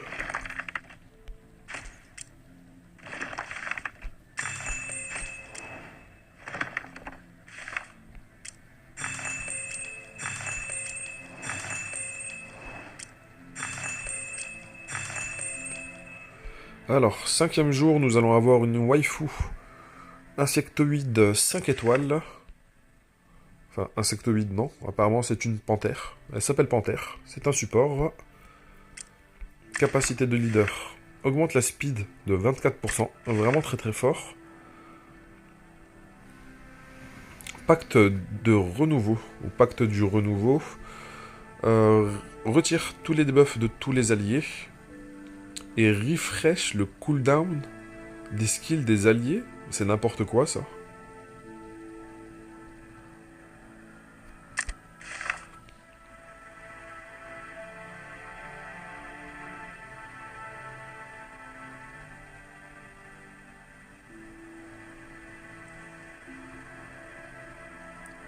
Franchement, pour un support, son kit, il a l'air vraiment n'importe quoi. C'est vraiment du n'importe quoi. Alors, attaque un ennemi unique. C'est un support. Hein. Ça va lui infliger des dégâts basés sur les PV max de la cible.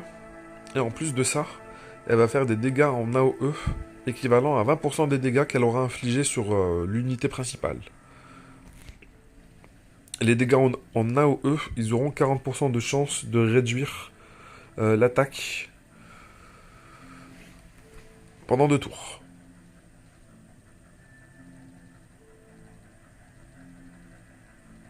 Et aussi leur vitesse.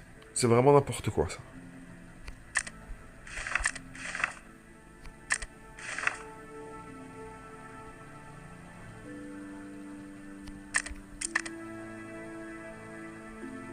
On l'aura gratuitement en accomplissant toutes les quêtes. Peut-être ça arrive souvent que les 600 points, nous les atteignions avant le 7e jour, ou peut-être que certaines missions ne seront pas spécialement nécessaires.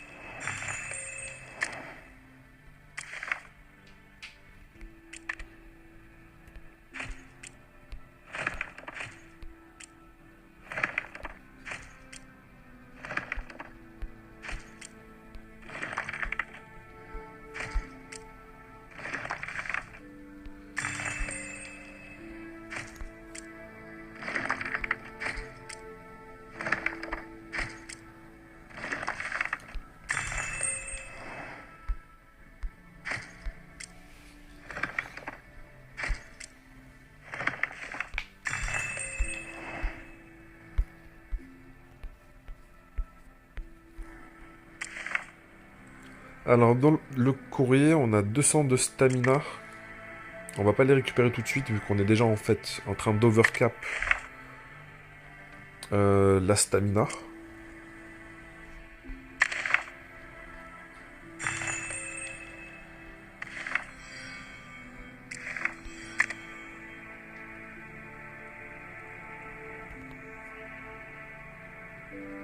Ok, ok. Ça nous a permis en fait d'acheter une sorte d'expansion de terrain.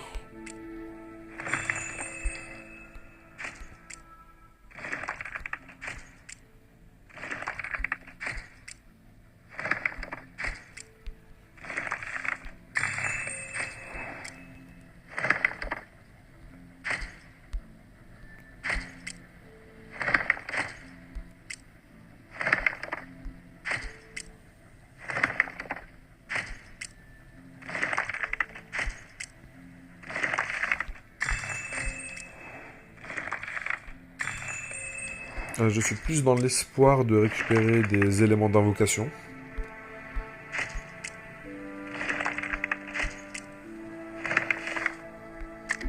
Stamina, c'est pas vraiment ce que je cherche.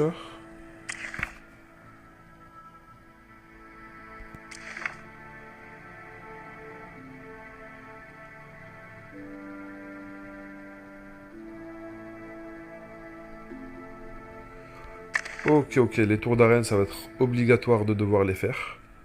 Juste pour les dégâts que ça va infliger aux ennemis qui vont essayer de nous attaquer.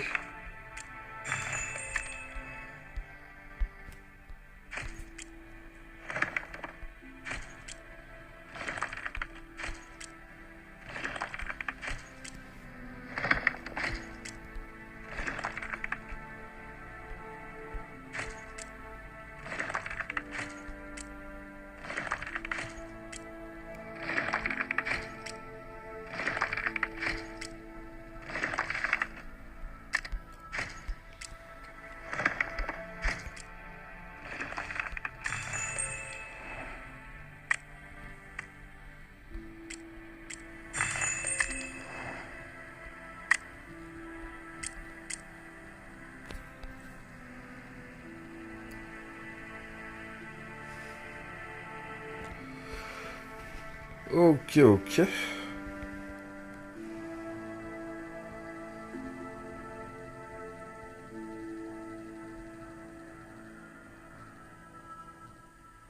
Intéressant.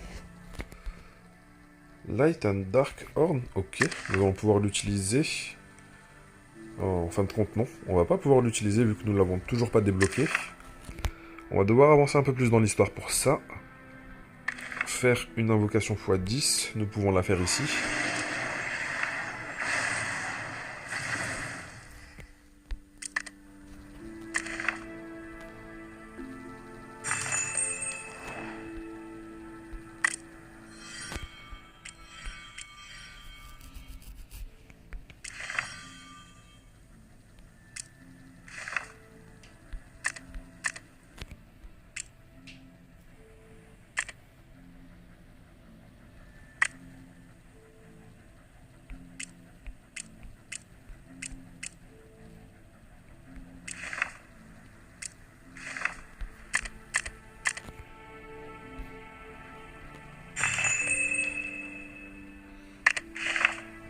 Alors, étage de l'abysse niveau 5 pour la prochaine mission.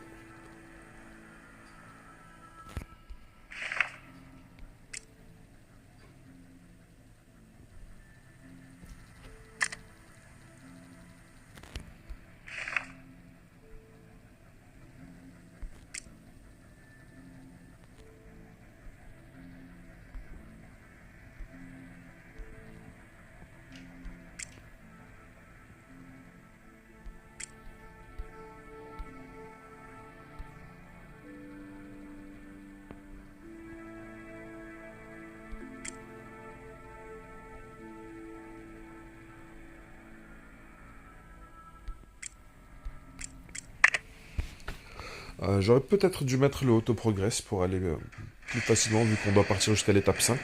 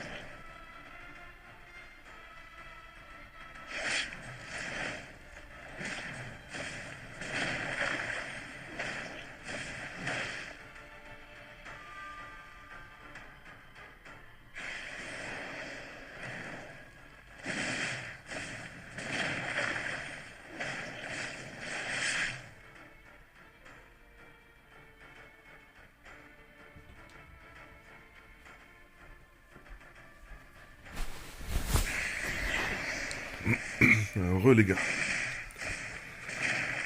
Alors, où est-ce que nous en sommes?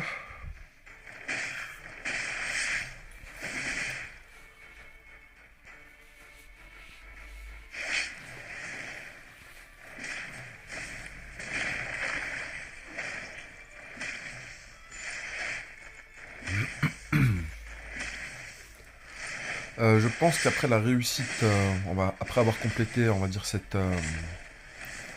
la suite de missions, je vais arrêter la deuxième partie et je vais plutôt partir après sur Epic 7, terminer la tour automaton pour débloquer le dernier personnage 5 étoiles que l'on peut avoir dans le chemin de l'aventurier.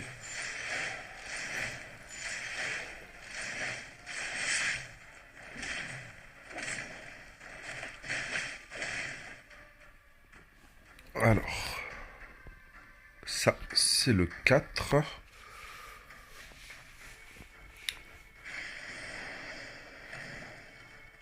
Les unités sont toujours de niveau 15 apparemment, peut-être qu'elles vont monter au prochain palier.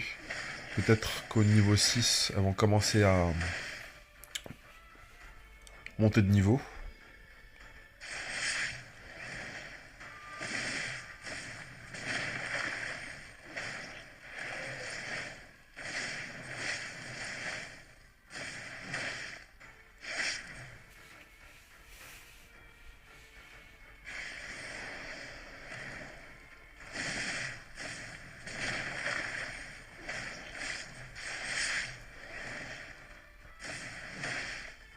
Mais bizarrement, graphiquement parlant, je le trouve extrêmement bien fait au niveau des détails, hein. On peut voir les écailles des personnages, leurs armes. On peut voir les mains, les griffes de la patte du personnage lézard rouge là. Vraiment très détaillé.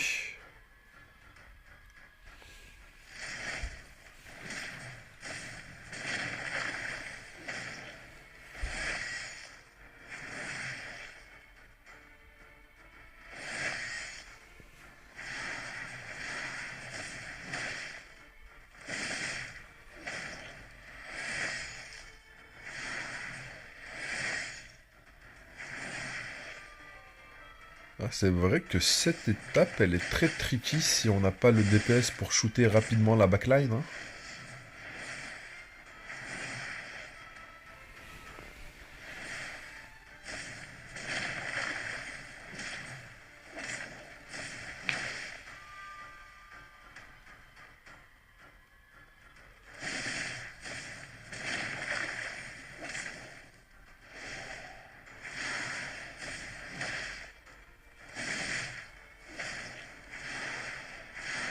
Je ne sais pas quelle est la capacité du Flame Shield ou de leur buff, mais ils ont l'air vraiment très intéressants. J'ai l'impression que ça avait annulé pas mal de mes compétences.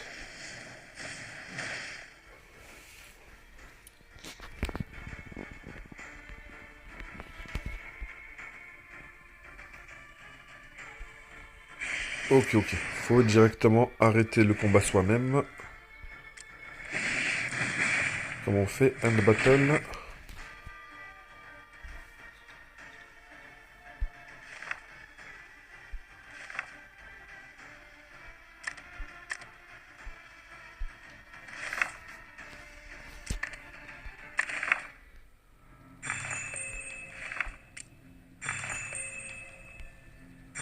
Parfait. Nous avons récupéré encore une autre multi.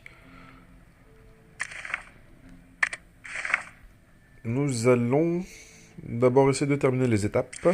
Et après, comme ça va nous permettre à la fin de faire 2 multis directement.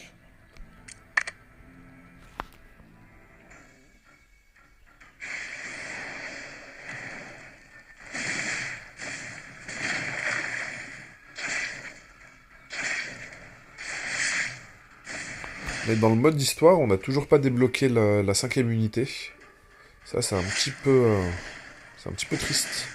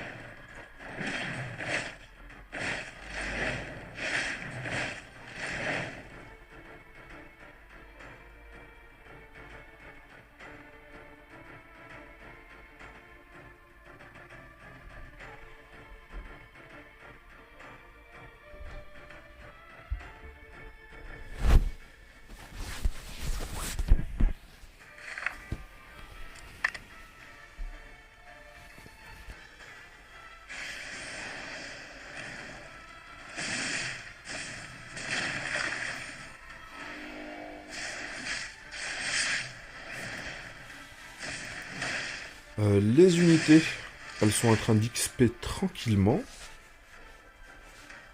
Ça leur permet de récupérer des statistiques de manière, on va dire, gratuite, juste à travers leur propre évolution.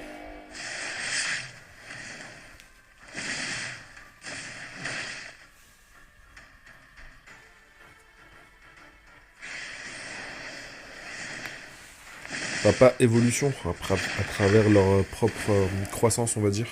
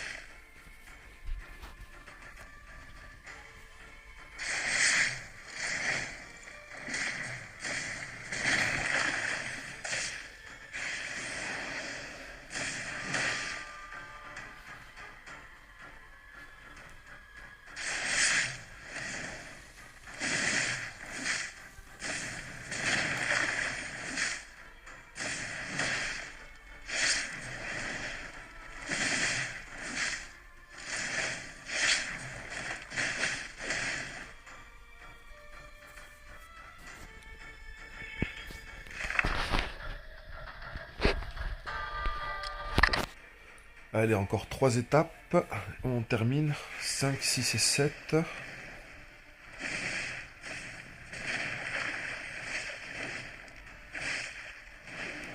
C'est vrai que si j'aurais augmenté, on va dire, un petit peu plus l'autre golem bleu, ça pourrait aller un peu plus rapidement s'il faisait du OS avec sa capacité en AOE.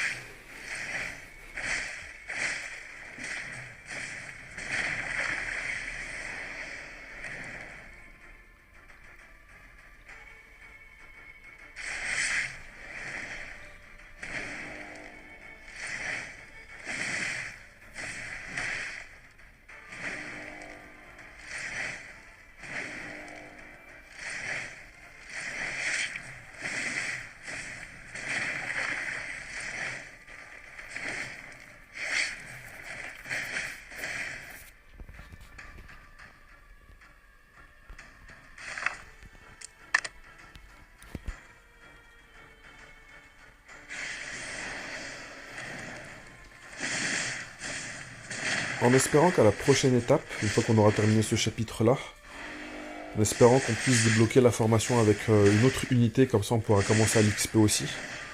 C'est surtout pour ça que j'ai envie de débloquer la slot. C'est surtout pour avoir une autre unité qui commence à prendre de l'XP. Parce qu'il y a certaines unités, selon la couleur, elles ont certains, on va dire, atouts qui vont être plus efficaces selon l'aspect du jeu. Si c'est du boss, si c'est du farming de gear, si c'est du PVP. Et ça serait bien de pouvoir commencer à pouvoir les XP. Surtout que c'est un jeu qui est basé sur la stamina et du coup la dépense de stamina.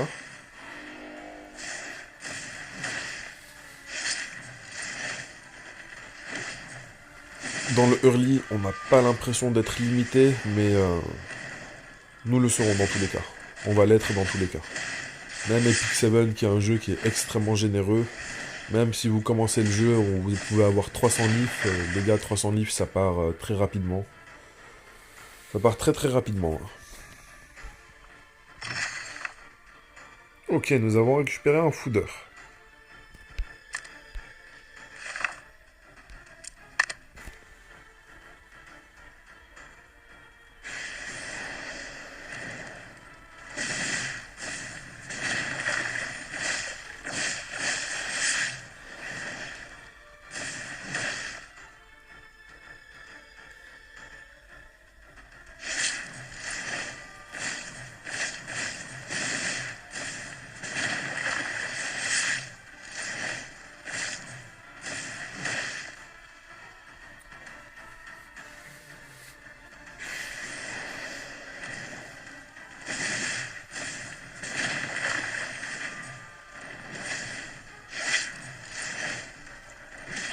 Je vous rajoute le petit détail de la barre de tour des personnages et ce serait magnifique.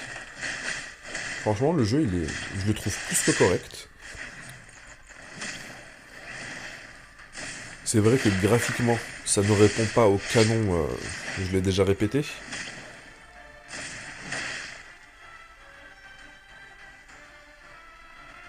Mais il n'a vraiment rien à envier à d'autres licences. Hein. Ok, ça nous permet de farmer, on va dire, des fooders, le petit stock que l'on a. On récupère les récompenses. Parfait. On va pouvoir débloquer l'évolution des personnages aussi.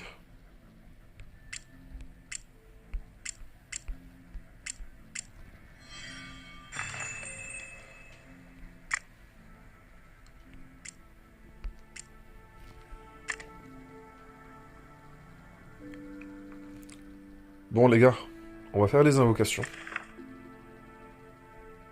Et pour une partie 2, la vidéo fait quand même 2 heures. J'espère que la vidéo, vous l'avez appréciée en ma compagnie. Que le jeu vous intéresse et qu'il va vous divertir autant qu'il me divertit.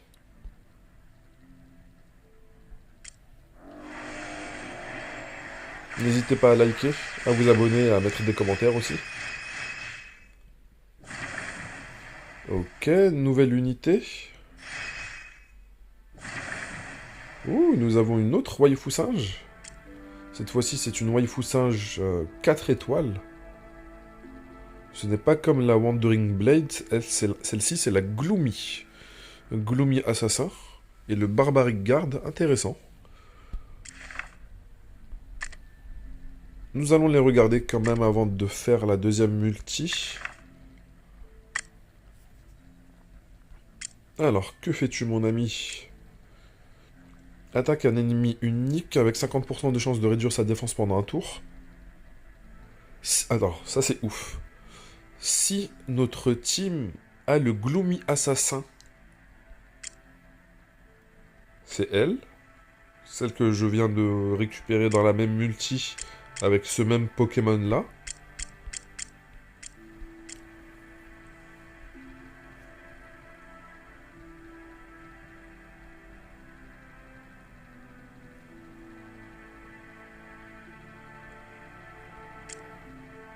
Ok, ça va lui permettre de faire une attaque jointe avec le S1, ça fait une attaque jointe avec Gloomy Assassin.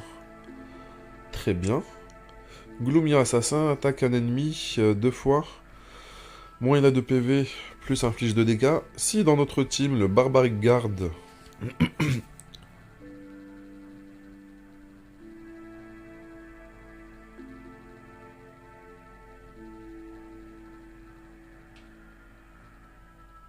Mais c'est que pendant le tour du Barbaric Guard, en fait.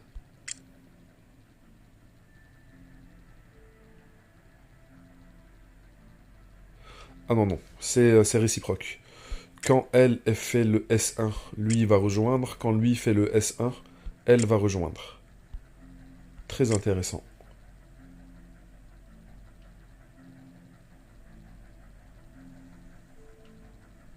« 50% de chance de réduire la défense sur son S1. » C'est-à-dire que même lorsqu'elle va attaquer, que lui va attaquer, elle va pouvoir faire proc ça. Et lui il va pouvoir faire son auto-attaque, avoir une chance de faire proc le dev break, et juste ensuite, elle arrive.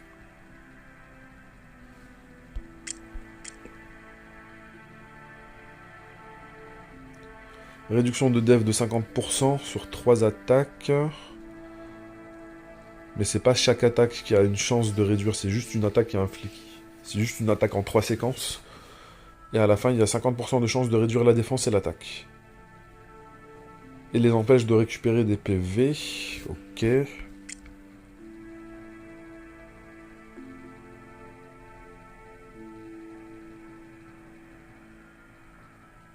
Waouh. Alors, réduit les dégâts subis des ennemis avec des buffs de 20%. Et augmente les dégâts infligés aux ennemis qui n'ont pas de buff de 20%. Si Gloomy Assassin est dans la team, elle va pouvoir profiter du même passif. Voyons quel genre de dinguerie va nous sortir Gloomy Assassin maintenant. Attaque tous les ennemis 2 fois avec 30% de chance de les stun chaque fois. Les 2 attaques ont 30% de chance de stun. C'est une AOE qui va passer à 50%. En 3 tours, c'est quand même pas mal du tout. Augmente la précision de 25%. Chaque attaque... Each attaque réduit la défense de l'ennemi pendant un tour.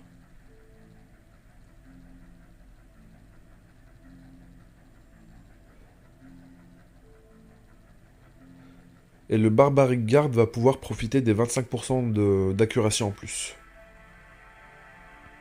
Pas mal du tout. J'ai eu énormément de chance de les faire proc tous les deux. Je pense qu'en avoir un seul, c'est triste. Et le jeu a décidé de vraiment me gâter. Merci. Merci le jeu. Merci, merci. Je voudrais vérifier une chose, c'est la prochaine histoire. Nous sommes toujours à 4. Formation de 4 personnages. Je pense que ces deux-là, je peux les retirer pour placer ces 2 unités. Nous avons toujours de l'AOE, nous avons toujours du Deathbreaker. Et nous allons pouvoir profiter de la capacité des attaques jointes. Ok, tant que je ne valide pas le premier combat, ça ne valide pas le changement de formation. Mais ce n'est pas grave.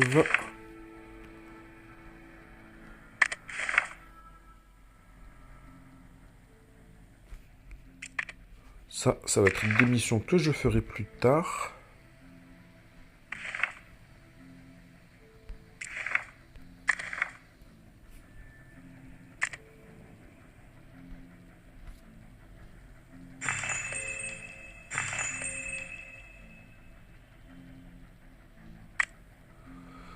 Ok, alors pour les volves, où c'est que je récupère ces ressources? Magic Potion, ça doit être justement les Magic Runes ici. Les Magic Runes, là. Les ruines magiques pour récupérer ces ressources. On s'en occupera plus tard dans la partie 3. Ok, ok. Dernière multi.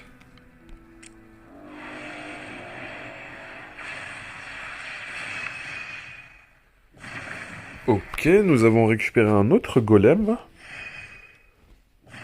Un golem vert. Intéressant.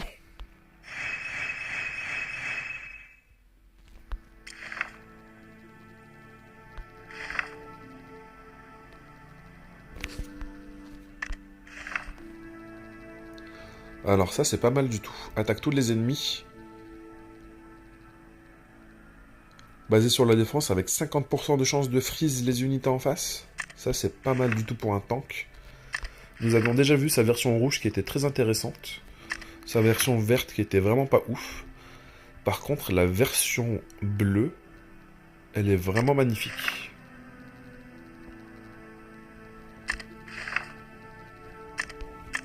Ensuite, quelle nouvelle unité ici? Nous avons ce pigeon. Ok, c'est ok tiers. Ah oui, c'est celui qui a une capacité de faire des attaques random. Faudra le tester celui-ci. On fera quelques tests à un autre moment, pas ici. Oh, ça c'est pas mal du tout. Pas mal du tout.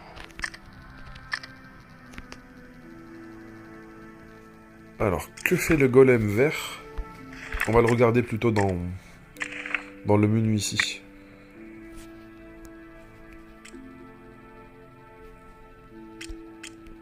La première capacité semble être exactement la même.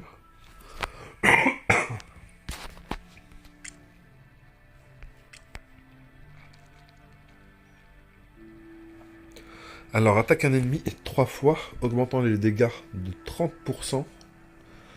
Si la cible n'a pas de buff, chaque attaque a 75% de chance de réduire la cible au silence. Elle va être silence. Elle va être silence. Là, c'est une réduction de def sur 4 attaques.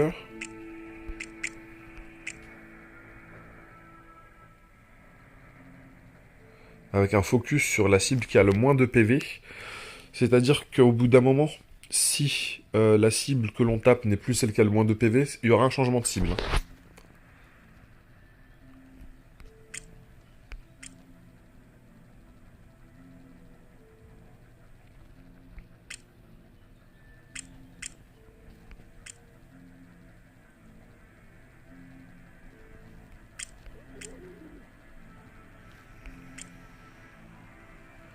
Attaque une cible 2 fois, infligeant des dégâts basés sur le pourcentage de leur PV max. Chaque attaque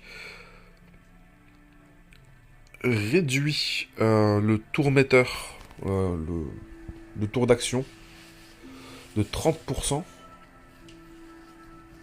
Ensuite, attaque tous les ennemis et ça va absorber 30% de l'attaque gauche de chaque allié. Vraiment très fort. Il est vraiment très fort.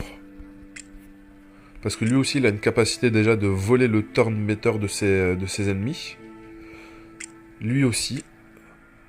Mais lui, il a une capacité à plus silence. Et celui-ci plus à death break. Et en tant que leader, qu'est-ce qu'il a? Du crit chance. 19%. Pas mal cette unité. Le golem, il est vraiment pas mal.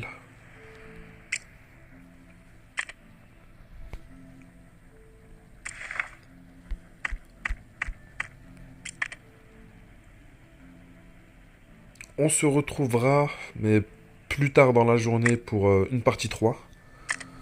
Je ne sais pas si je vais un petit peu avancer sur le jeu de mon côté, ou si on va reprendre exactement de là où j'en suis. On verra ça plus tard.